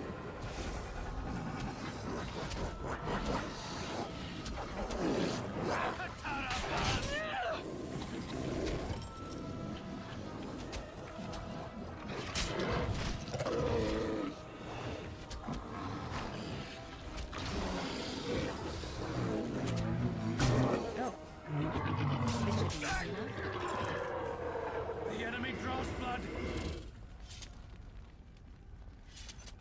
Okay. I think that's it. Got a little chest here. Excuse me, Sten.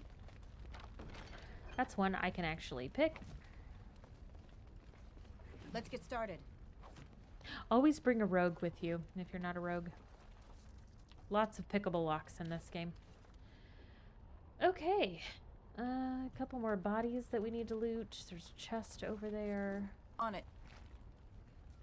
A bloodied bronze key. I wonder if that unlocks the chest. Not that one. That one's already unlocked. What do we got? Alright, we'll go get this other chest real quick, and then we'll come back up to the golem, where we will surely be able to easily activate with the control rod and the special phrase. Because everything always goes as planned in this game. Always. Alright. Olaf's prized cheese knife.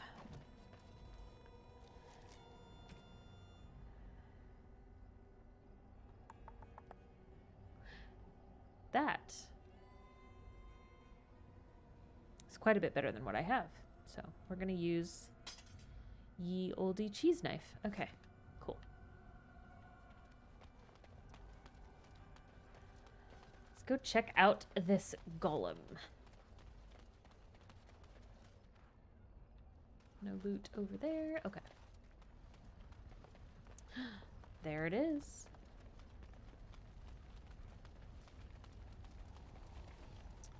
And this basket does something when you hover over it. Basket of bird seed. Basket is almost empty. Most of the bird seed seems to have been scattered about to attract birds. They really don't give you much time to read that. Sometimes I like miss the end of what it says because it just disappears too soon, and then you can't click on it again. It's very annoying. Anyway, Shale. Hi, Shale.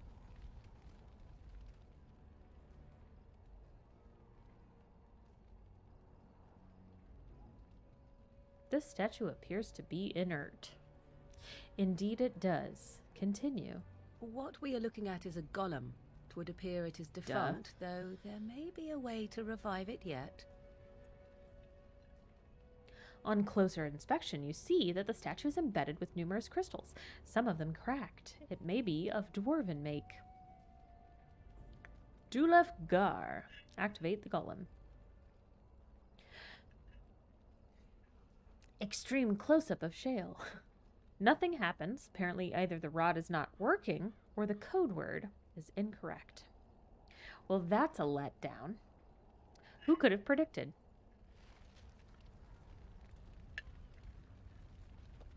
Well, I guess we'll go home.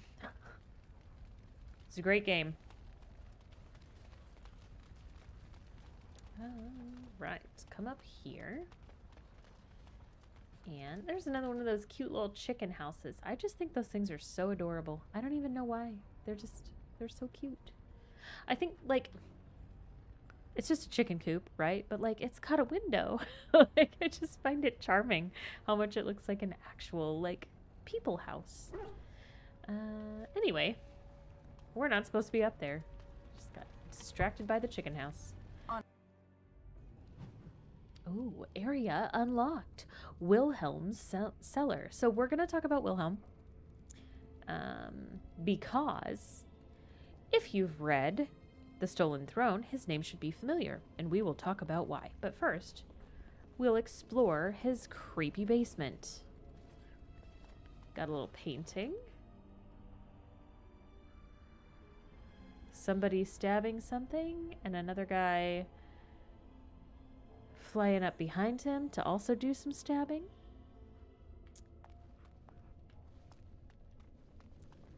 Oh, a dead body. Oh. Ugh. Seems unnecessary. Strange crystal cluster. Small chipped natural crystal.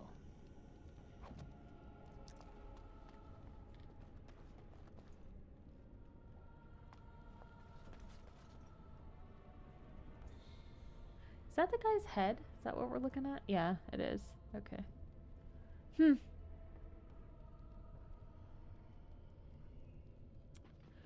Ruined perfectly good books. Don't dig in people's cellars. That's not polite. Oh, look, a bunch of red dots. But first, loot.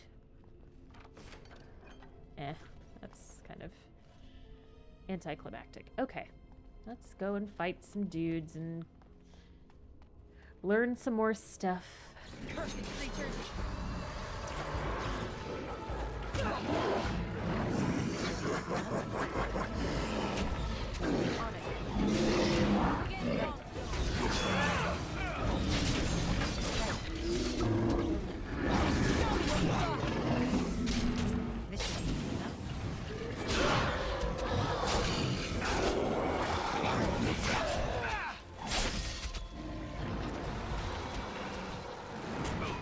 Let's get started. No mercy! You had it coming! Let's make this quick, shall we? I am not dead. Let's get started.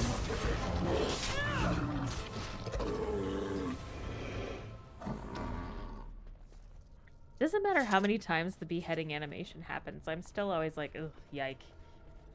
Which is another reason that I'm kind of like okay with skipping the fights. Like I'm not like super squeamish or anything. I'm not like bothered by blood, but I just sometimes find it a little excessive to behead the enemies. I don't know. A charred corpse. Delightful. This should be easy enough.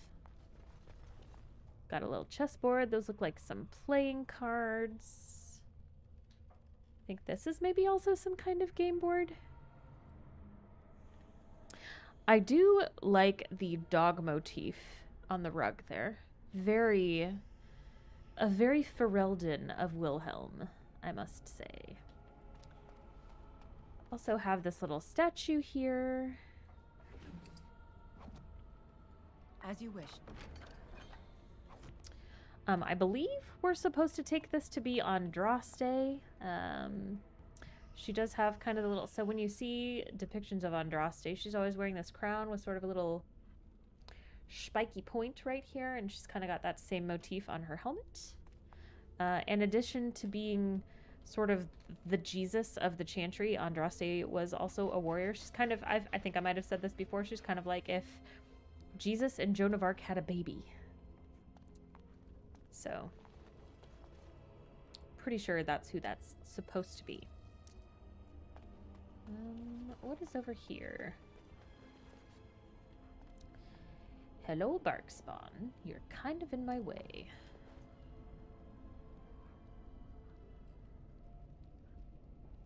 It's an interesting little Celtic knot motif there. Nothing in the bookshelves. Okay.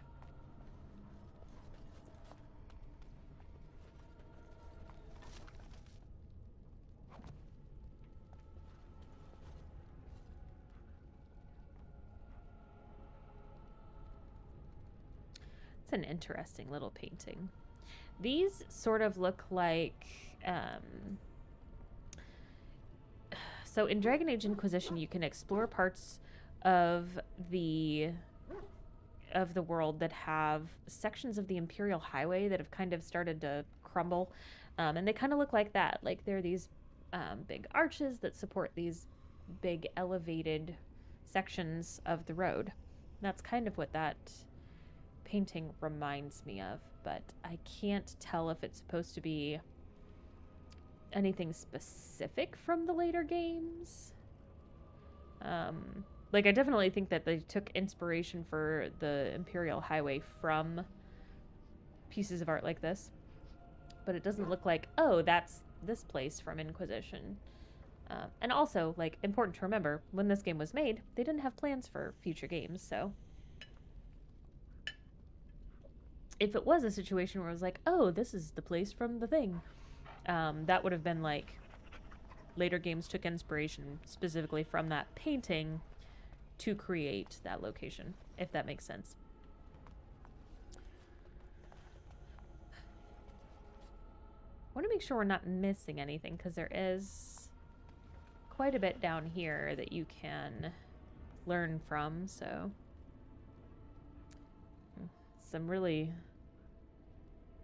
nasty looking rugs, I think those are supposed to be. Oh yeah, we need to level Liliana up real quick. I almost forgot. Again, easily distractible. More magic. We're gonna give you more constitution because you are too easy to kill. Ooh, yeah, let's give you your bear form. Cool, okay. We explored that little corner there. No books that we can get info from. Okay. On to the next part. Oh, well that's foreboding.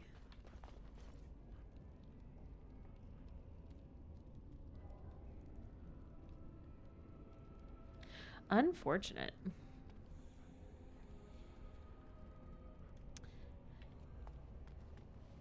Wilhelm's Special Brew.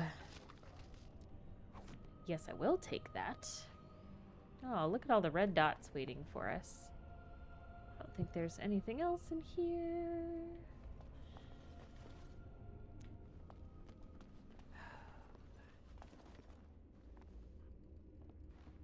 Just people being murdered all over the place down here. Alright, let's kill all these darkspawn.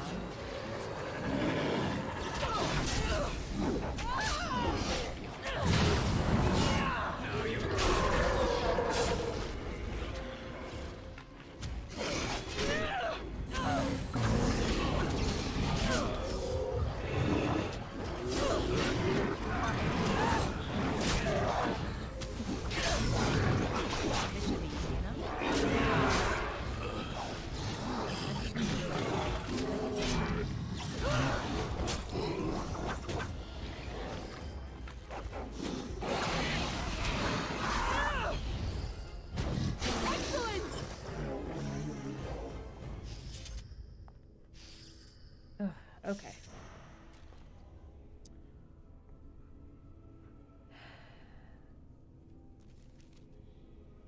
Alright. Looked like I might have had an injury, but I guess I'm okay.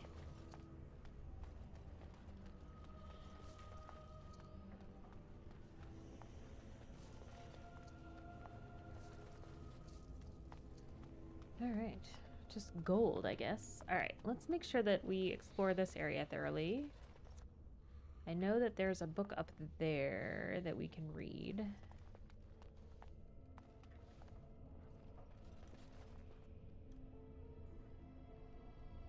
So So that's a fish, and it looks like he's pinned it. Like it's a specimen. I've never noticed that before. It's amazing how you can play these games like a billion times and still find new things every time.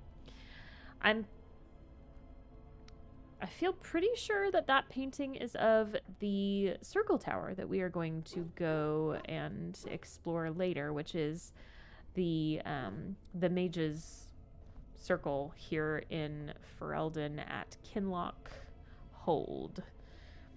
I think that's what that picture is supposed to be.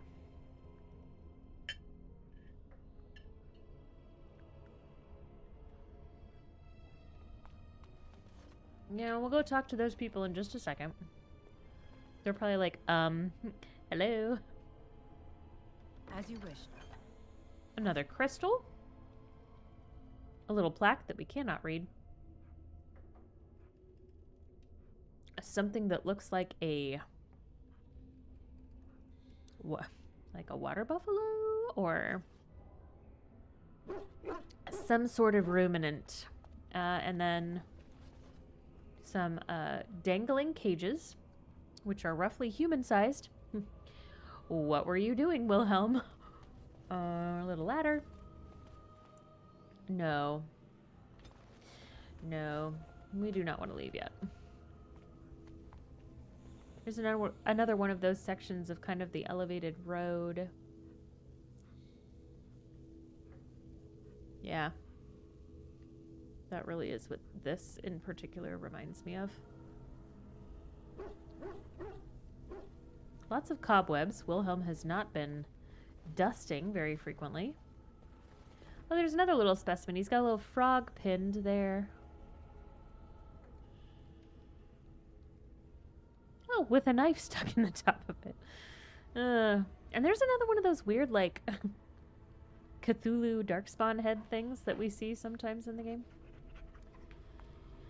He's got an interesting decor style, this Wilhelm. Little cage with nothing in it. Okay. So there's an anatomical study of what looks to be a genlock. And that looks like the same sort of skull shape as the weird head thing down there. And another interesting landscape. Is that also supposed to be the circle tower? It looks very out of place for Thedas. But maybe that's what that is. Anyway, let's read a decades-old letter. On it.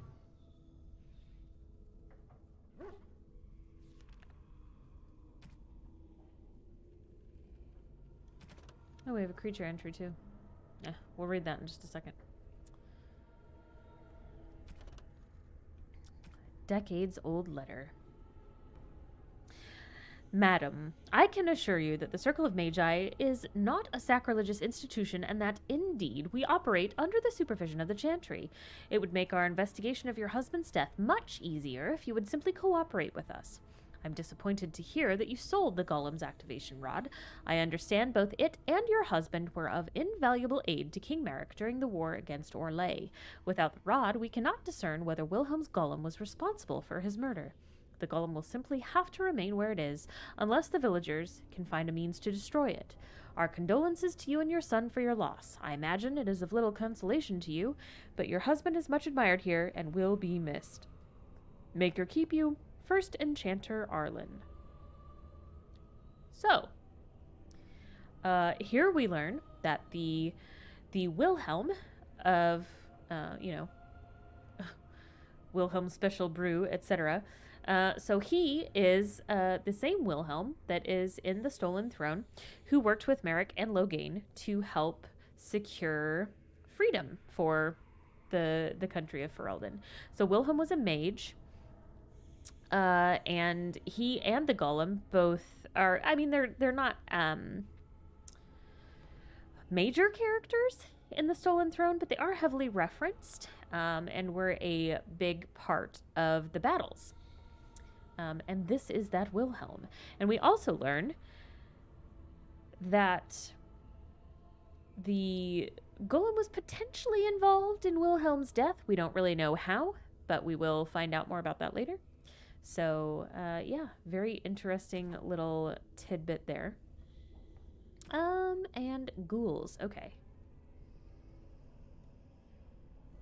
What the blight does not destroy, it corrupts. Any creature infected with the darkspawn taint that does not have the good fortune to die outright becomes a ghoul, a twisted shadow of itself.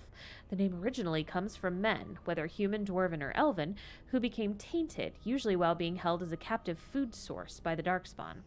They would turn cannibal, preying on other captives, slaves to the will of the archdemon, driven mad by pain. During the blight, the corruption of the darkspawn spreads through the wilder areas of Thedas and infects the animals found there. This produces grotesque enraged bears called Bearscarn, as well as blight wolves. Fortunately, ghouls rarely survive their corruption for long. Creepy. Okay, let's go and find out what all of these people behind this force field are up to. Other than, you know, cowering in fear. By the Maker, we're saved! You're welcome. You weren't sent by the ban, were you? To save us? Cullen's voice actor again. He voices like every third character in this game, I swear.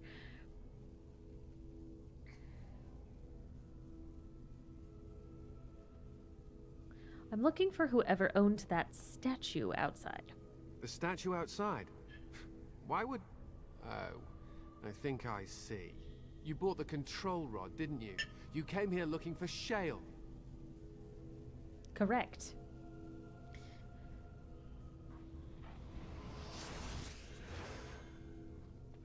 Thanks.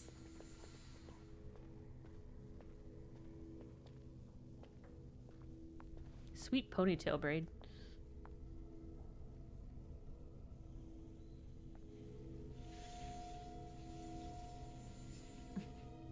That damnable golem brought us nothing but trouble. My mother sold the rod years ago after it killed my father, and good riddance. Killed your father? What do you mean? My father's name was Wilhelm. Mage to the Isles of Redcliffe and a hero in the war against Orlais. And what did he get? Dead. One day, my mother found him outside the tower, with so many broken bones she could barely recognize him, and Shale standing over him just like it is now. My father deserved better than that. But if you really want to wake Shale up, well, it's yours now. Point of order. She's not, because the rod doesn't do its job. Where are we? Yeah, let's ask him a little bit more about this place. This was my father's laboratory, beneath his tower. Or it was, anyhow. Look, I know you probably have more important things on your mind, but I really need your help. I know you already saved my life, and I'm grateful, but my daughter is inside the laboratory. She was afraid and ran too far in before I could stop her. I don't know how she made it past my father's defenses. One of the men tried to go after her. He was killed, but you could find her, couldn't you? Feel like we really need to work on educating our children about safety.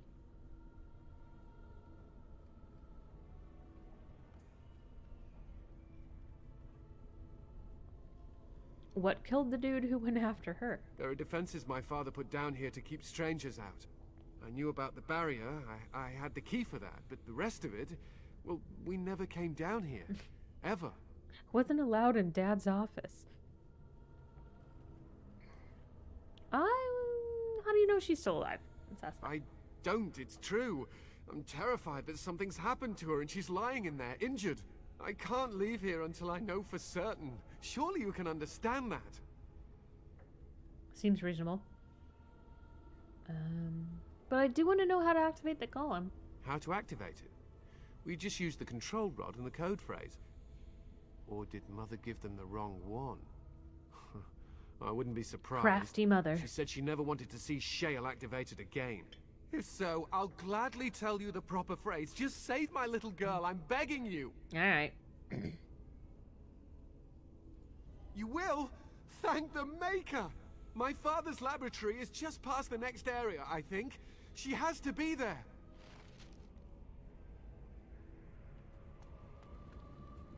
Cool, cool. Fun, fun. Let's go do some other stuff real quick.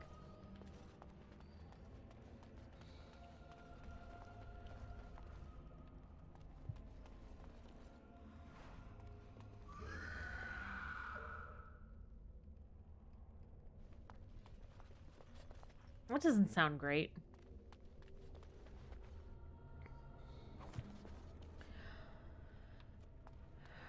Oh, look, an empty room. Haha.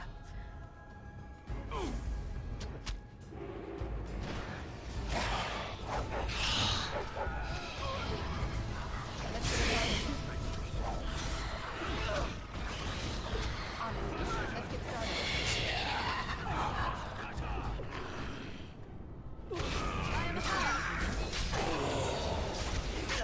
We are victorious again. So victorious. So, the thing that we just killed, ash wraiths / dust wraiths, they get called the different names, but they're the same thing. They have one of the coolest designs, honestly, of any of the sort of spirity, demony creatures. Like, their whole middle section is just, like, kind of open and lined with teeth. And I just find that really creepy and fun. Like, I just really like their design.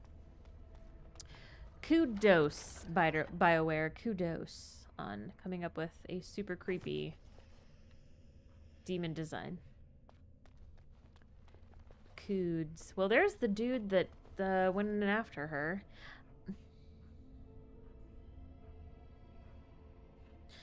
Almost looked like Tamlin for a second.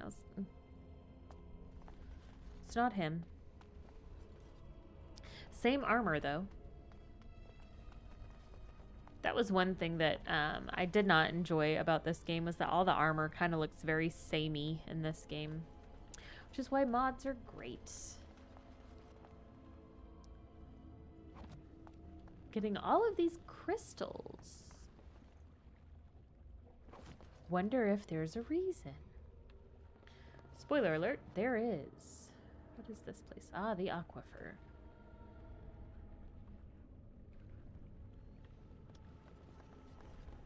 All right. Oh. So now we get to do an annoying slide puzzle. What do you mean you've never climbed a tree? Don't cats like to be in trees? Oh look, someone's come to play. You have come to play, haven't you? We're playing a guessing game. It's better with more people. Who's we? Kitty and me, of course. You don't see anyone else here, do you? Anyway, you should go if you're not going to play. Kitty finds you distracting. Totally a normal thing for a child to say. Cat finds me distracting? Kitty's clever. She says you want to take me back to my father, but I'm not going. She would be lonely. I would not suggest leaving in such hostile company anyhow, Amalia. Look how they act.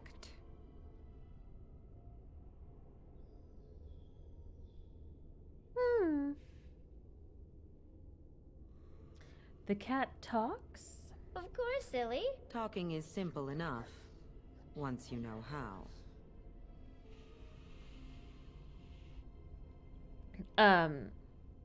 So as I mentioned, I do work with animals, and I can tell you that in my professional opinion, this is not considered normal behavior for a cat. Would suggest a referral to a specialist, perhaps an exorcist. Real quick, I just want to look up the voice actor for the cat, because it sounds very familiar.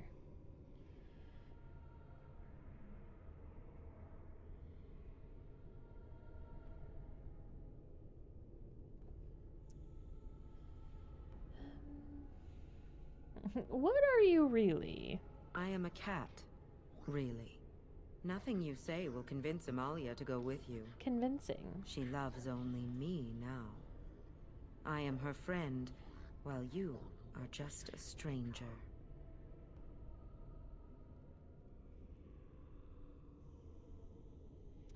April Bannigan? Let's Google her.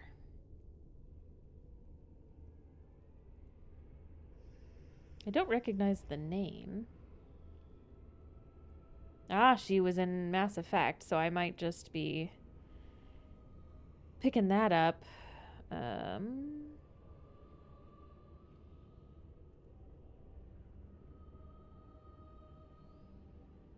She also did some voices for the other Dragon Age games, so it might just be that I have heard her voice in the other games.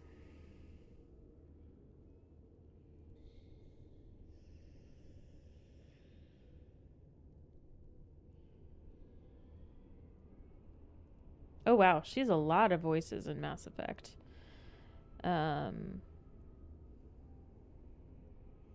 Oh, she's Khaleesi bint Sinan al-Jilani in Mass Effect, so yeah. She, for those of you who have played Mass Effect but maybe don't recognize the name, she is the reporter who kind of gets in your face a lot, and you have like the option to deck her at one point. I think it's a renegade interrupt. You can just punch her. Yeah. So.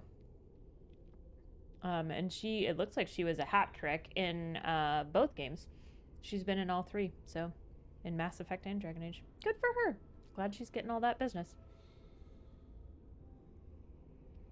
A stranger who finds you very interesting. So if you you get the best outcome if you sort of sweet talk the demon in a way that's like, you're evil, but I'm intrigued. So that's what we're going to go with. Oh, did you hear that, Amalia? I have another admirer. That's because you're wonderful, Kitty. I've been bound to this chamber for decades, cut off from all contact. It has been maddening. Release me, mortal, and let me have the girl. Let us return to her father and leave this place forever. I really like the dual voice effect that they have for Kitty, where it's like April Bannigan, apparently, does the main voice, but then there's like this like sinister, deep, growly voice that they kind of layer over it. Very good effect. Let you have the girl? You mean possess her, you demon? That's such a crude way of putting it. Am I wrong, do not though? wish to harm Amalia. I merely want to see your world through her eyes. Is that so wrong? So, we're going to do our persuade check. We're going to make her think that we're going to give her the girl. But we won't. Thank you. You are very gracious. The mage's wards Am hold I, me though? within this chamber, and only a mortal may approach them. There is a trick to disarming the wards, but I do not know it. Perhaps you will succeed where the girl failed. Oh, this is so exciting! Kitty is going to be free! I've always wanted a cat, and Kitty is so perfect and pretty. I do like orange tabbies. She's got a point. You know what? Real quick. We're going to look at these statues because I find them neat. So that looks very Avar to me. Dude with a wolf pelt hat I like it thing. when Kitty sings to me. Hush, child. We're critiquing the art. Weird three-headed monster that you literally never see again. Cool, cool. Another one of these statues. So on the shrine, I was saying that it kind of looks like Andraste because it had the little dealy bob, but now that you can kind of see it from the side, Father doesn't like cats, but he never met Kitty. I don't think she's gonna change his mind. That doesn't look like Andraste's little thing at this point. I'm kind of changing my mind, and also Andraste's figure is usually very obviously feminine, like she's kind of stacked in the chest. And this one has maybe some subtle curvature to the chest, but that figure looks more like traditionally masculine to me. So, I guess it could still be Andraste, but I'm less convinced after having seen it from all angles. But this... Guys, stop being on fire. Sten. I am here. Get the... What are you doing? Bro. My controller decided to not actually operate the way it's supposed to. Okay. Anyway, this statue is the one that I really kind of want to talk about. So I think it's mentioned in the codex entries that we've read that the archdemons take the form of dragons. Like that's the form that the old gods take. This was the original design for the archdemon in this game. This is what they had originally intended the archdemon to look like, which is definitely much more, I guess, what you would think of as like traditional demon-y looking. But they decided to make it a dragon because they kind of got to the end of planning the game and they were like, people might go into a game called Dragon Age expecting there to be more dragons. Because there is one other dragon that you can fight if you so choose, but it's totally skippable. And they're like, maybe we should make people fight a dragon. Like maybe that's what they're gonna expect. They didn't want people like asking for refunds, being like, I was made to believe that there would be dragons in this Dragon Age. So that's not what the archdemon looks like anymore. But that's what he was originally supposed to look like. So yeah. Some tentacles, some extra arms. I don't think I want to talk about it yet, but we will revisit this particular model later when we talk a little bit more about the old gods and some other connections that they might have. So just stick another pin in that. I say that a lot. I don't know who this guy's supposed to be. He's got a big spear. And then here's another kind of similar style. Tell me a story. Not as many arms and no tentacles, but definitely sort of the same visual cues as the original archdemon model. Very long arms. Weird helmety thing. Anyway, let's do this annoying slide puzzle. Part of that was just me procrastinating because I hate this thing. So if you've ever done like a traditional... I like it when Kitty sings to me. Girl, if you interrupt me again, your dad needs to teach you better manners. If you've ever played a traditional slide puzzle, you kind of like rearrange the pieces to form a picture. And this is kind of like that with the added challenge of trying to figure out which way to make the flames go. So, you can watch me struggle with this for a minute. I've always wanted a cat, and Kitty is so perfect and pretty. No, that's not what I wanted you to do, girl. No. I wanted you to select the tile. Okay, so our goal is to get the flame to come like kind of down here and over here. This is our end goal for the flame. So, Sten. I was thinking about the sun, silly. Fucking stop, dude. I am ready. Are you though? You are not acting like a character who is ready. You are acting like kind of a moron. Why are you in stealth? Why did you hit that button? We're just gonna stand right here and do this so that nobody else burns themselves. Kitty's my best friend.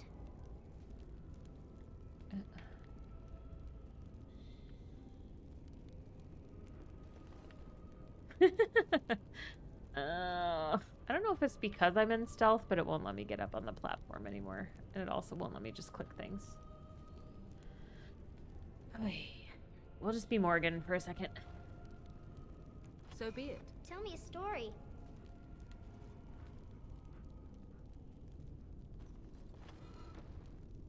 Okay.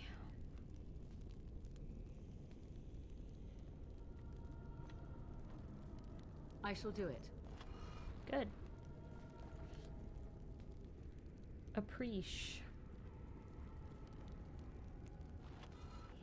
I was thinking about the sun, silly.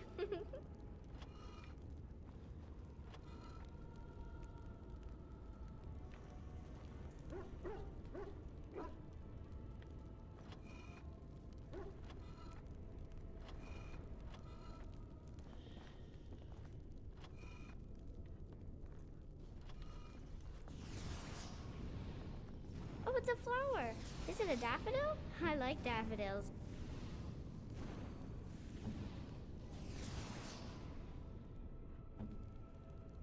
All set.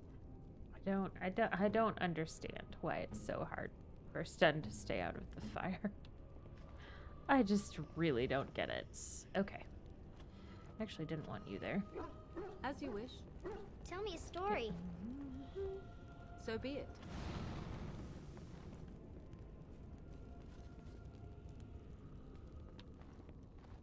Y'all are not bright. Okay. Very well.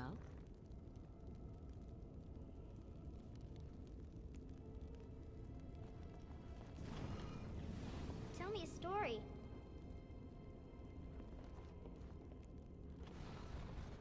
Very well.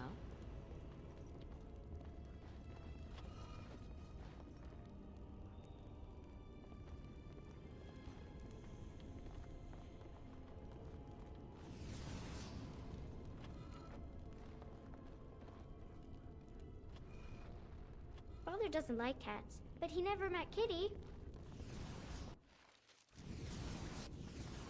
Yes, I can feel the magic fading. Oh, I had forgotten how it feels not to be caged. Kitty? What's happening? A wonderful thing, my dear, for both of us. Is it though? I will say I do like the animation where she kind of does the big heckin' stretch. It's pretty cute. I said I'd free you. I didn't say I'd let you live. Mwahahaha. Betrayal! You will not take the girl. She is mine! Betrayal. Kitty!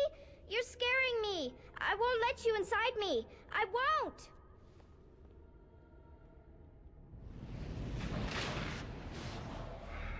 won't! Titty demon. You have no hope, fleshling! Oh boy. Oh, I'm being Morrigan right now.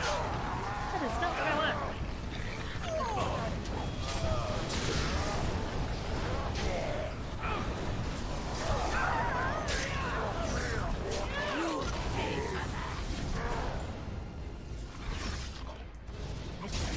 I am your death. Right.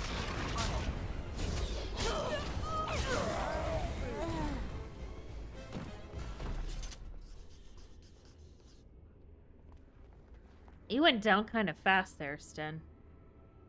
For a dude who can survive 3 weeks without food and water, you're being kind of a pansy. Okay. Take all. And that is the end of Kitty. You do get an item in... I think it's Inquisition called Kitty's Collar, which I want to say it, boosts your magic. It's definitely a callback to Kitty and her magic flamey puzzle. So yeah, that's that. Let's go see if we can get the actual right password. I think we might run into another shade or something in the aquifer room. Yeah.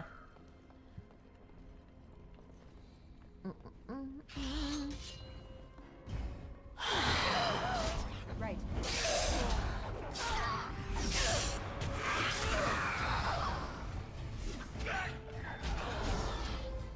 Oh, good job. Get the fuck out of this basement, man. I've been in some creepy basements, but none of them were ever this bad. It's just ridiculous. I would love to know what this thing is.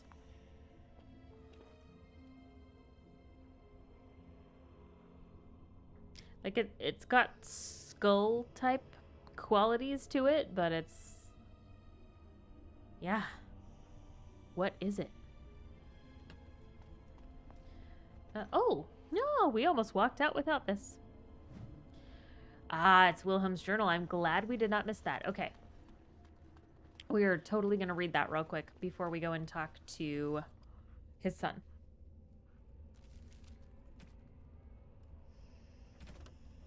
Oh, and we'll read about the race in just a minute when we're all done. We'll get back to camp and then we'll catch up on any of those codexes. But I do want to read the journal real quick.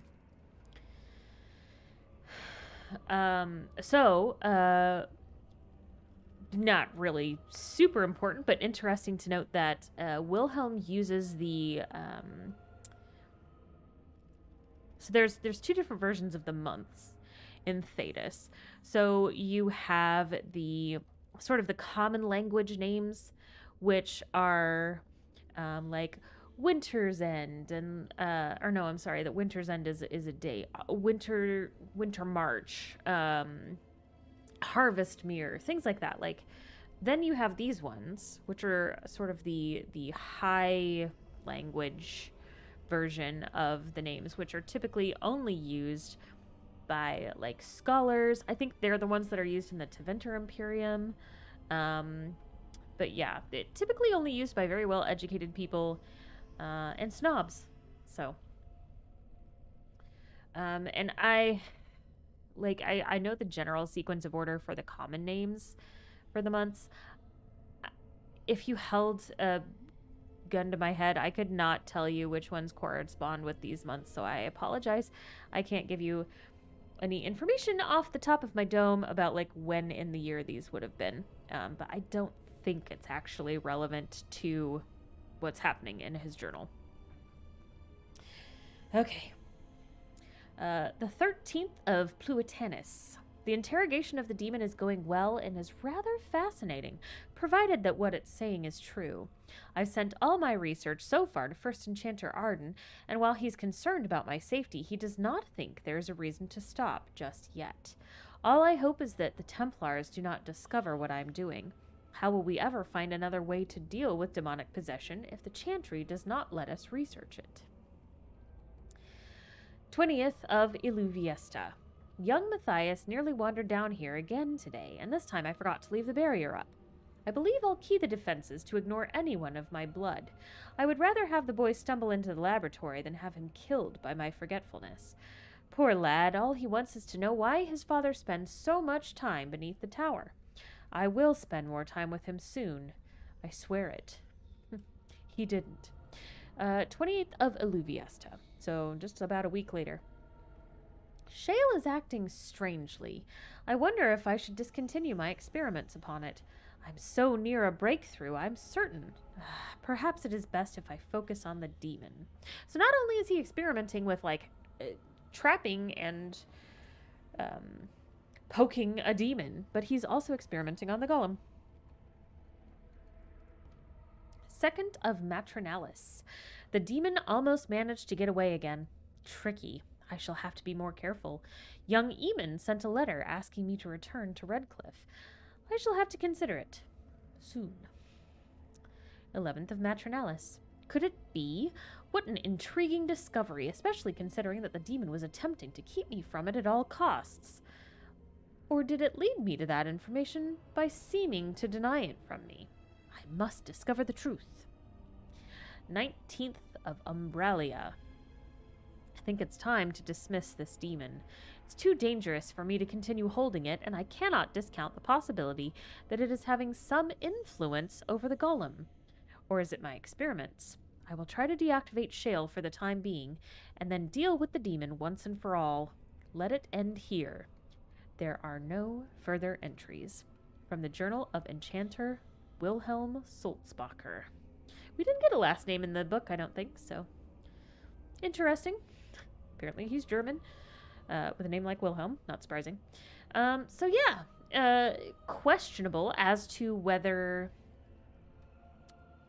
Shale's alleged involvement in his death was due to the desire demon in the basement that he had decided to trap and try to control was having an effect on her, or if it was just the fact that he was experimenting on Shale and she was like, nah, brah, that's not cool.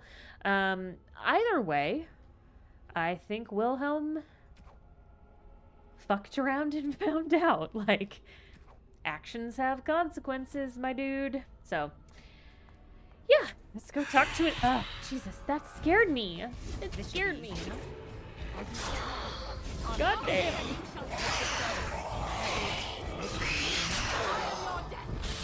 Begin the onslaught. Caught me off guard. So excited about the lore that I forgot that there was a fucking jump scare shade right there. Okay. Here's Matthias and his stupid daughter. You freed her! Thank you so much! You're welcome. I'm sorry I ran away, Daddy.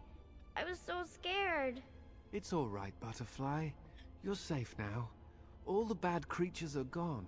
The phrase to activate Shale is Dulan Han. If you still want that bloody thing. I wouldn't if I were you. Now we should go, and quickly. Thank you again. We owe you our lives. What was that weird squeaking noise? Did you guys hear that?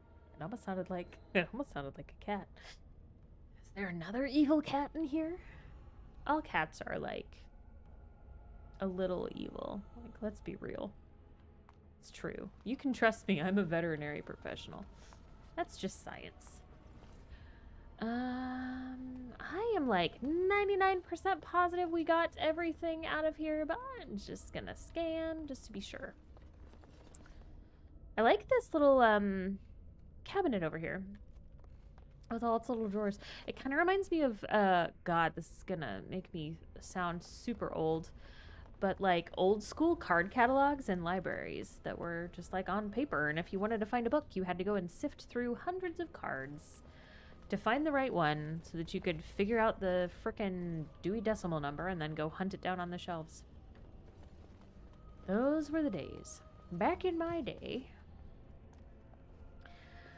I like this motif on here. I am not sure what it's supposed to be, but it reminds me of the Cybermen from Doctor Who. I would not be surprised to find out that that was some sort of like homage to the Cybermen, because the BioWare writers are huge nerds. There's all kinds of Easter eggs to other pop culture media in these games. Nothing on these shelves. Okay. Oh, woo, whoa. Sometimes my controller, so I think I've mentioned this before, I play with a controller, but this game doesn't have native controller support, so I have to use like a remapping software, and sometimes the controller freaks out and does things I don't want it to. Those are some tall bookshelves. I'm surprised that he doesn't have a ladder. Can I get you a ladder so you could get off my back? Nothing over here. I'm pretty sure I checked these shelves. I'm just trying to be thorough. Just do it for the lore, guys. Hi, Morgan.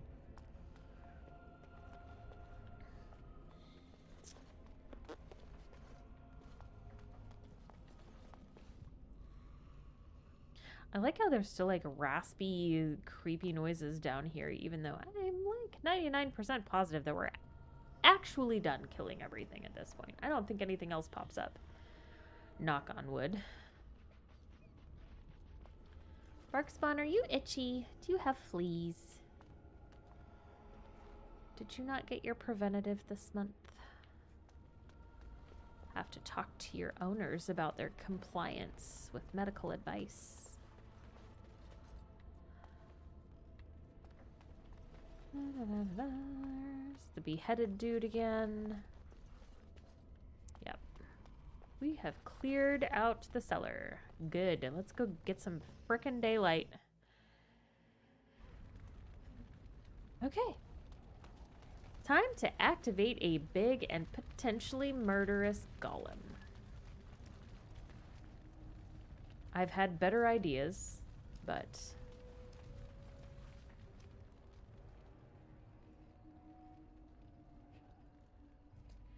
it's Dulan Harn, not Dulagan.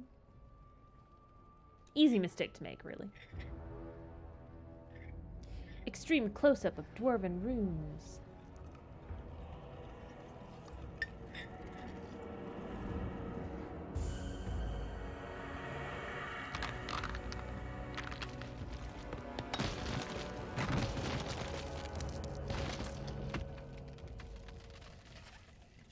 I knew that the day would come when someone would find the control rod.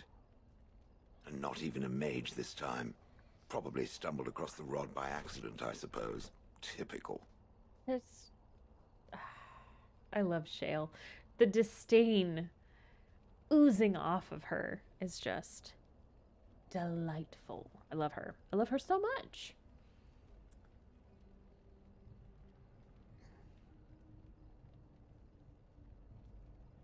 How do you know I'm not a mage? It thinks these crystals are simply for show, I see. Huh. I stood here in this spot and watched the wretched little villagers scurry around me for, oh, I have no idea how long. Many, many years. Then one wonders that you wouldn't be grateful to the one who allowed you to stretch your legs, Gollum. Another mage, I see. Charming. I was just beginning to get used to the quiet, too. Tell me, are all the villagers dead? Most of them. Not all of them. Some got away, then. How unfortunate. Didn't care for them, then, huh? Familiarity breeds contempt, as they say, and after 30 years as a captive audience, I was as familiar with these villagers as one could possibly be. Not that I wish their fate on them, no. But it did make for a delightful change of pace. Did you watch the attack? Did you pop popcorn? Not as much as it would think. There was running and screaming, and then days and days of watching the Darkspawn prowl around. I would never have thought there could be something less interesting than the villagers, but there it was. Well, go on then. Out with it. What is its command?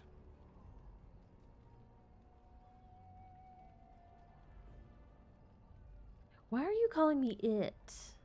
Entrenched sense of perversity. The last one who held that damnable rod used to call me Gollum. Gollum, fetch me that chair. Do be a good Gollum and squash that insipid bandit. And let's not forget, Gollum, pick me up. I tire of walking. It does have the control rod, doesn't it? I am awake, so it must. It certainly does, right in its hand. I see the control rod, yet I feel... Go on, order me to do something. All right, walk over there. And, nothing. I feel nothing. I feel no compulsion to carry out its command. I suppose this means the rod is... broken? No. Shouldn't you be happy about that? I suppose if I can't be commanded, this means I have free will, yes? It is simply, what should I do?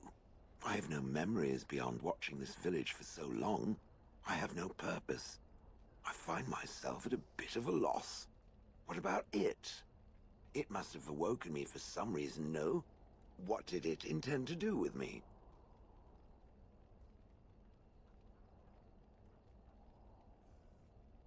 I don't intend to do anything with you. Ah, how unexpected, yet refreshing.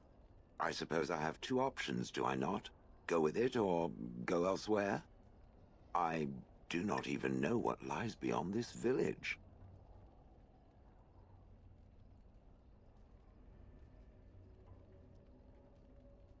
Talk to her about this. I'm intrigued by the idea that she might have killed her former master, so let's ask her about it. Did I? I remember that I had a former master. The mage with the furry brows who poked and prodded and barked orders. Did I kill him? I hope I did kill him. Perhaps the last order he barked was, Gollum, stop crushing my head. Ah! Notice you don't call him it. Yes, I'm just funny that way.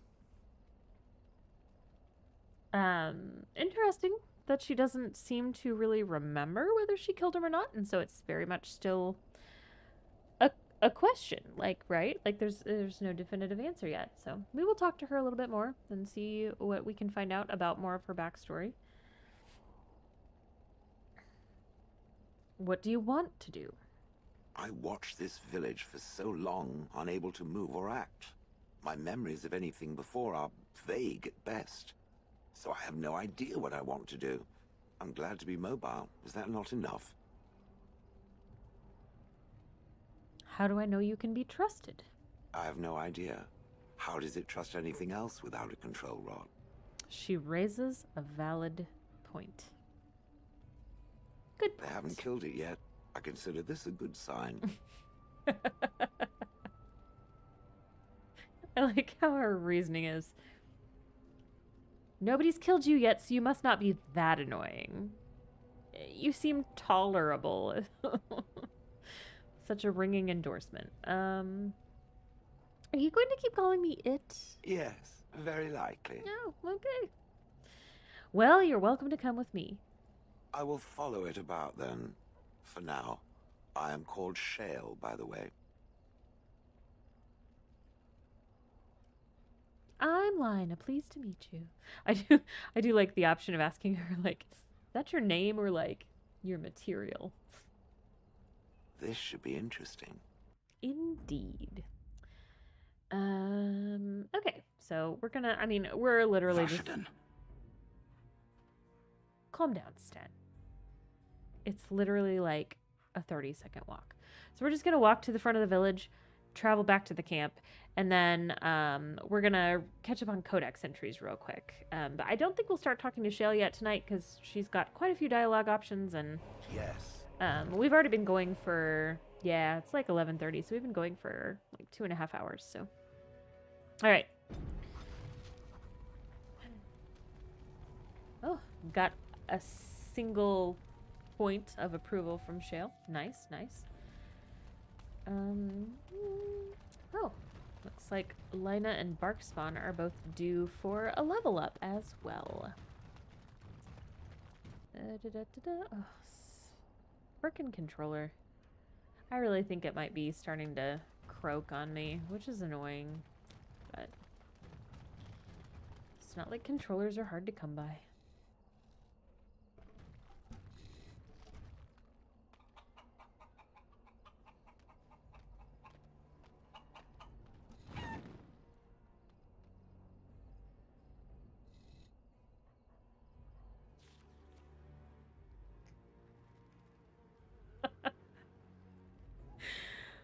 The last time I played this, I don't think that I switched to Shale before we left the village, and I forgot that she murders that poor innocent chicken. Shale hates birds. This is going to become a thing. So I like that little taste of what is to come with her absolutely venomous hatred of birds. Okay. So we'll go here. I don't understand. You look like a woman. Well spotted, Stan. You flirting with me, Stan. Flirting. I don't know this word. Speak the common tongue. You are a Grey Warden, so it follows that you can't be a woman. ¿Por qué? Women are priests, artisans, shopkeepers, or farmers. They don't fight.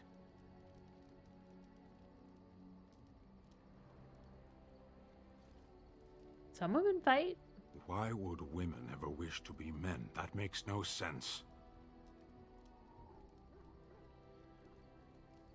They don't wish to be men. They wish to be women who fight. Do they also wish to live on the moon? That's as attainable. Maybe. I'm a woman and I'm fighting. One of those things can't be true.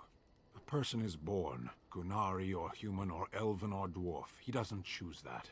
The size of his hands, whether he is clever or foolish, the land he comes from, the color of his hair, these are beyond his control. We do not choose, we simply are. But a person can choose what to do. Can they? We'll see. Sorry for disagreeing with the weird take on gender.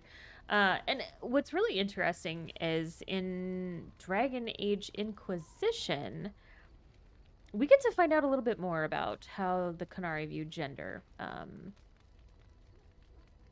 don't know that it technically conflicts with what Sten just said, but it feels different.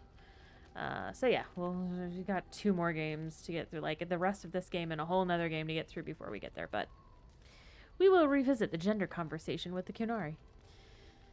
This is not what I wanted. I wanted to level you up. Okay. Let's get a little more constitution.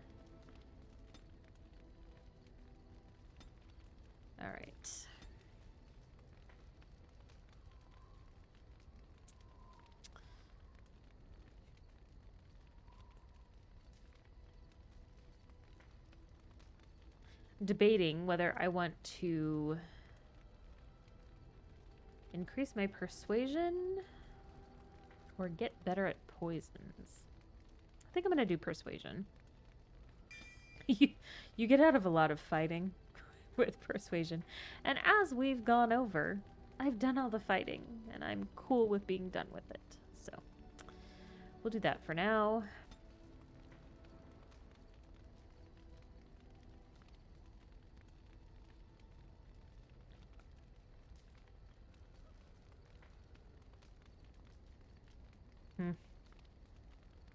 We'll go with this one. I don't use a lot of stealth. It's just not my favorite mode of roguery. Is that a word? Like, I am not a stealthy kind of rogue. I'm just gonna fly in there and attack your face. I'm a chihuahua as a rogue, is really what it boils down to. I'm a chihuahua. Okay, so when we come back next time, we'll talk to Shale, and then we'll kind of see if there's any other cool party chat to engage in before we head off to our first real mission in the main game. Because, as I said, that was DLC. That's not like one of the main jobs that you have to sort of unite Ferelden against the Blight. So. But we did get a really cool side character. I think you guys are going to really like Shale. I personally think she is a hoot. Yeah, she's just got a lot of really fun dialogue, especially in certain areas of the game. So we're going to have some fun with her. But for now, let's catch up on codex entries real quick. Ah, okay. I thought it was telling me that I had already fulfilled some of that. It was not. So yeah, we've got a few of the demon class creatures, and then Shale's little entry here. So we'll go over those real quick. So, as I said, in the cellar, they refer to it as a dust wraith. In the codex, they refer to it as an ash wraith. I'm pretty sure in subsequent games it's called an ash wraith, but if you see dust wraith, if you see dust wraith anywhere else, just know that they're the same damn thing. Legend has it that when Andraste's ashes were taken into hiding, some of her closest disciples gave themselves to the fire, that their restless souls might remain to guard her final resting place forever. Whether they're the spirits of Andraste's disciples or merely fade spirits, the temple that houses the sacred urn is filled with wraiths. Created from a burnt corpse, an ash wraith is a powerful and amorphous opponent, able to lash and smother while being immune to most physical attacks. Even if successfully dispersed, it can reform at a later time. Magic is the only real way to fight such a creature, wind and ice attacks being the most useful. They are capable of creating small whirlwinds that are devastating to anyone unfortunate enough to get close, and their touch leaves a person drained.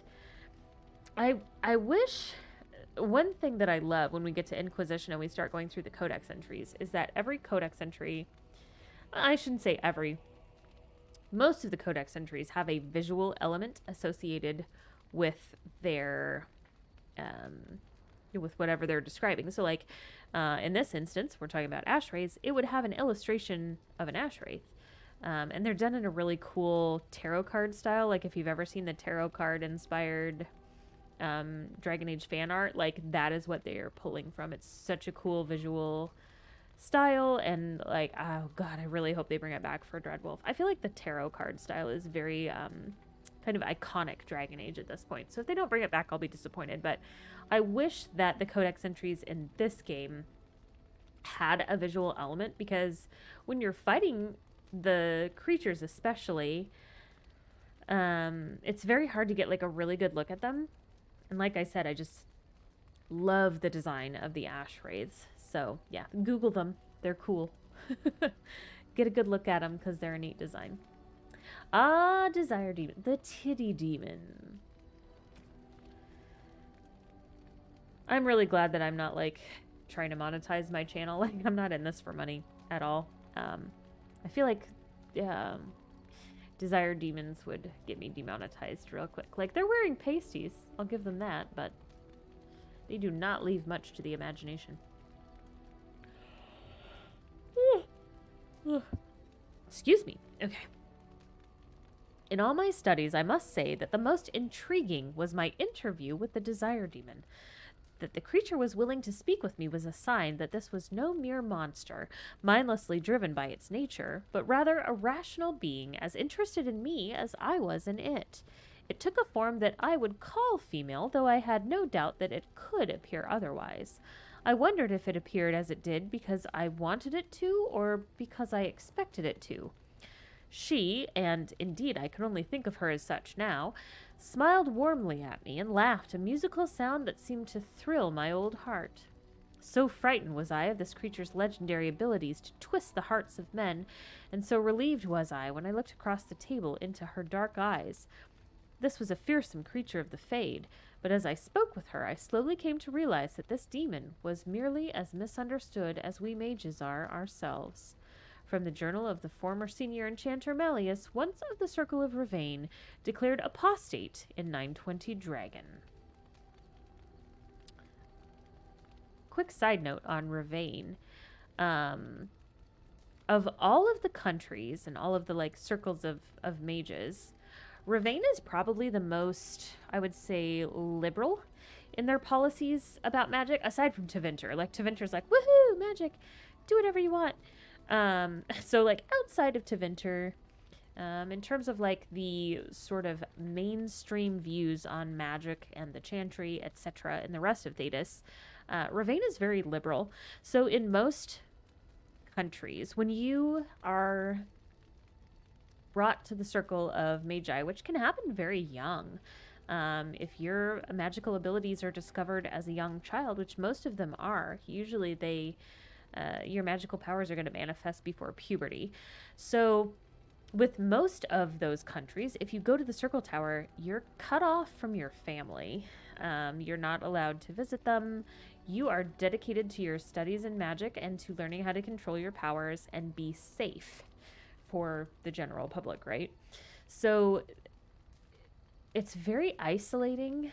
And as I've also brought up, there's a lot of abuse of power by the Templars and the Chantry in regards to how the mages are treated.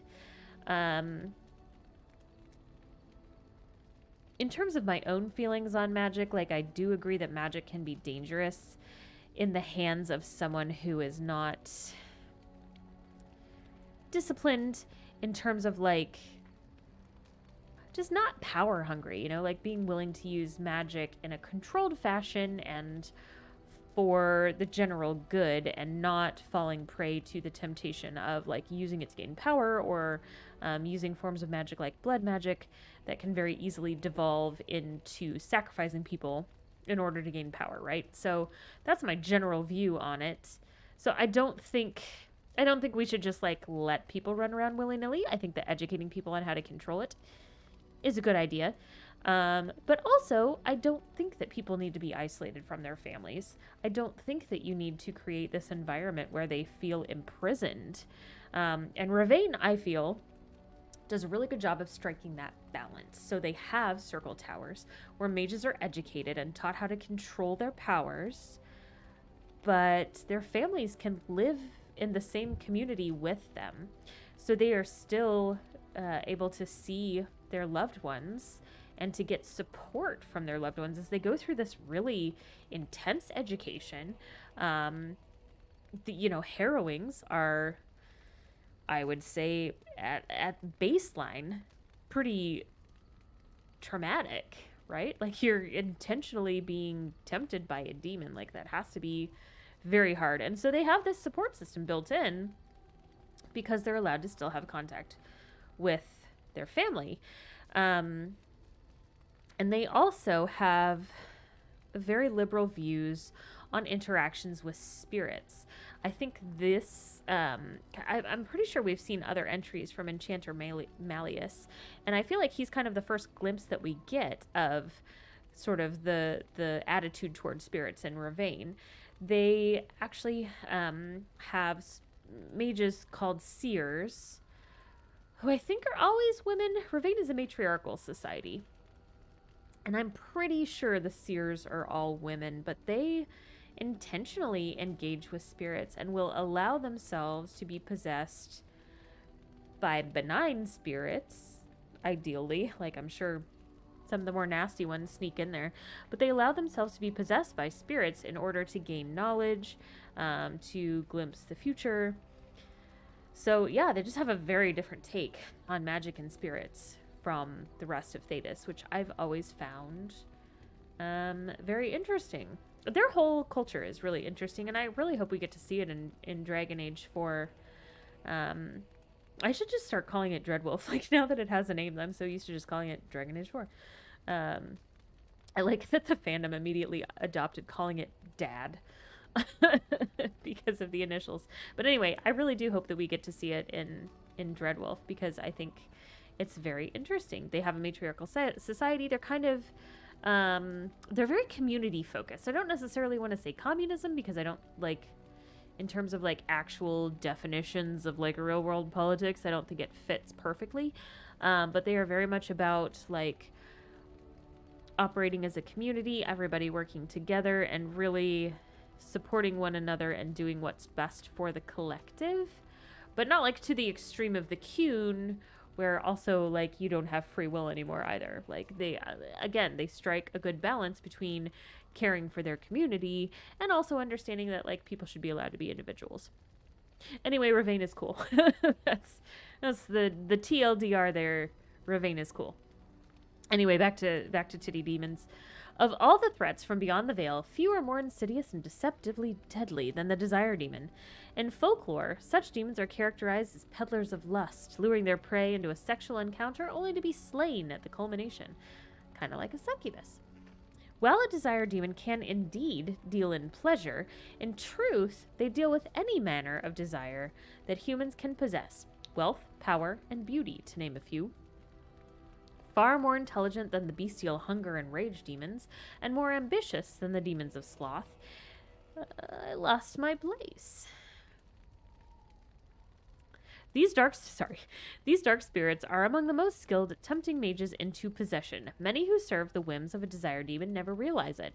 They're manipulated by illusions and deceit, if not outright mind control, although these demons are reluctant to resort to such crude measures. Instead, they seem to take great pleasure in corruption. The greater the deceit, the greater their victory. Only demons of pride prove more fearsome opponents when roused. Their abilities to affect the mind allow them to assume disguises and even alter the environment to their purposes, not to mention the great strength and speed they possess if they should have to resort to more physical means. Most often, a Desire Demon will attempt to bargain its way to freedom if overpowered.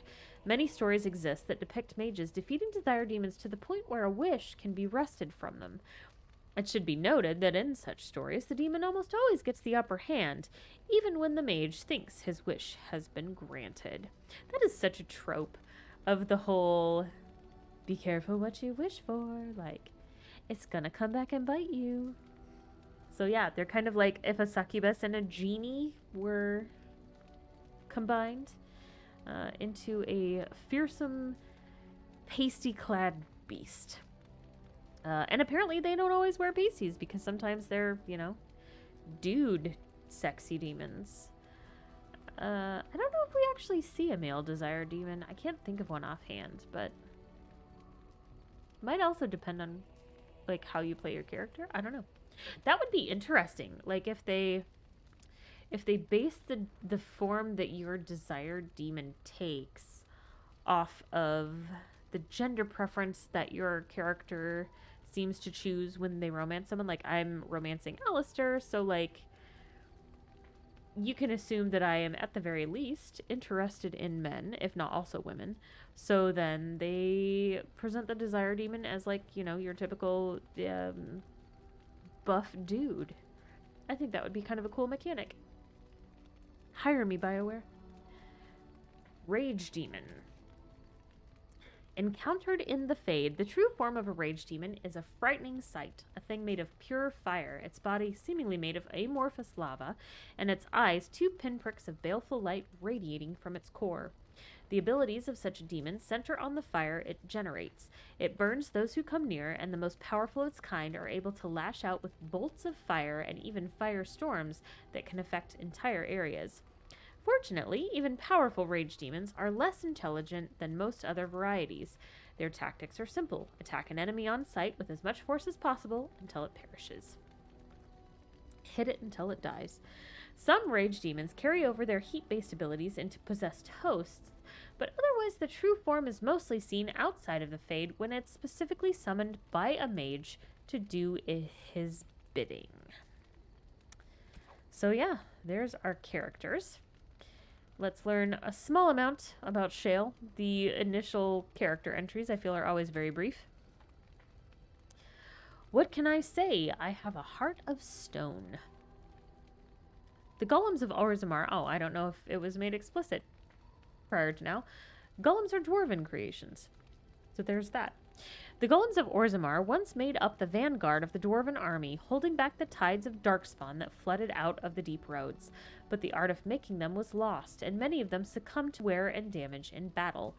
Shale has no memories, either of the time spent fighting in the deep roads or of coming to Honleith.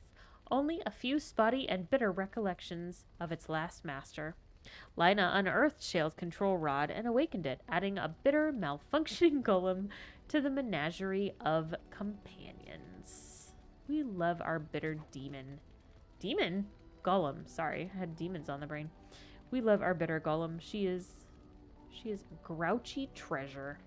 So, I am almost out of beverage, and we have been doing this for almost 3 hours, so we are going to call it here. I feel like this was a very productive episode. I do think I'm going to get a kill switch mod before next time. I know that makes me a dirty fucking cheater, but also, like I said, like, you guys don't want to watch me fight people. You're here for lore. Like, who cares? I did my time. I beat all these enemies several times over. So I do think I'm probably going to download a cheat mod just so we can get through fights easier and get to the lore, which is what we're here for, because we have a lot to get through before Dragon Age 4.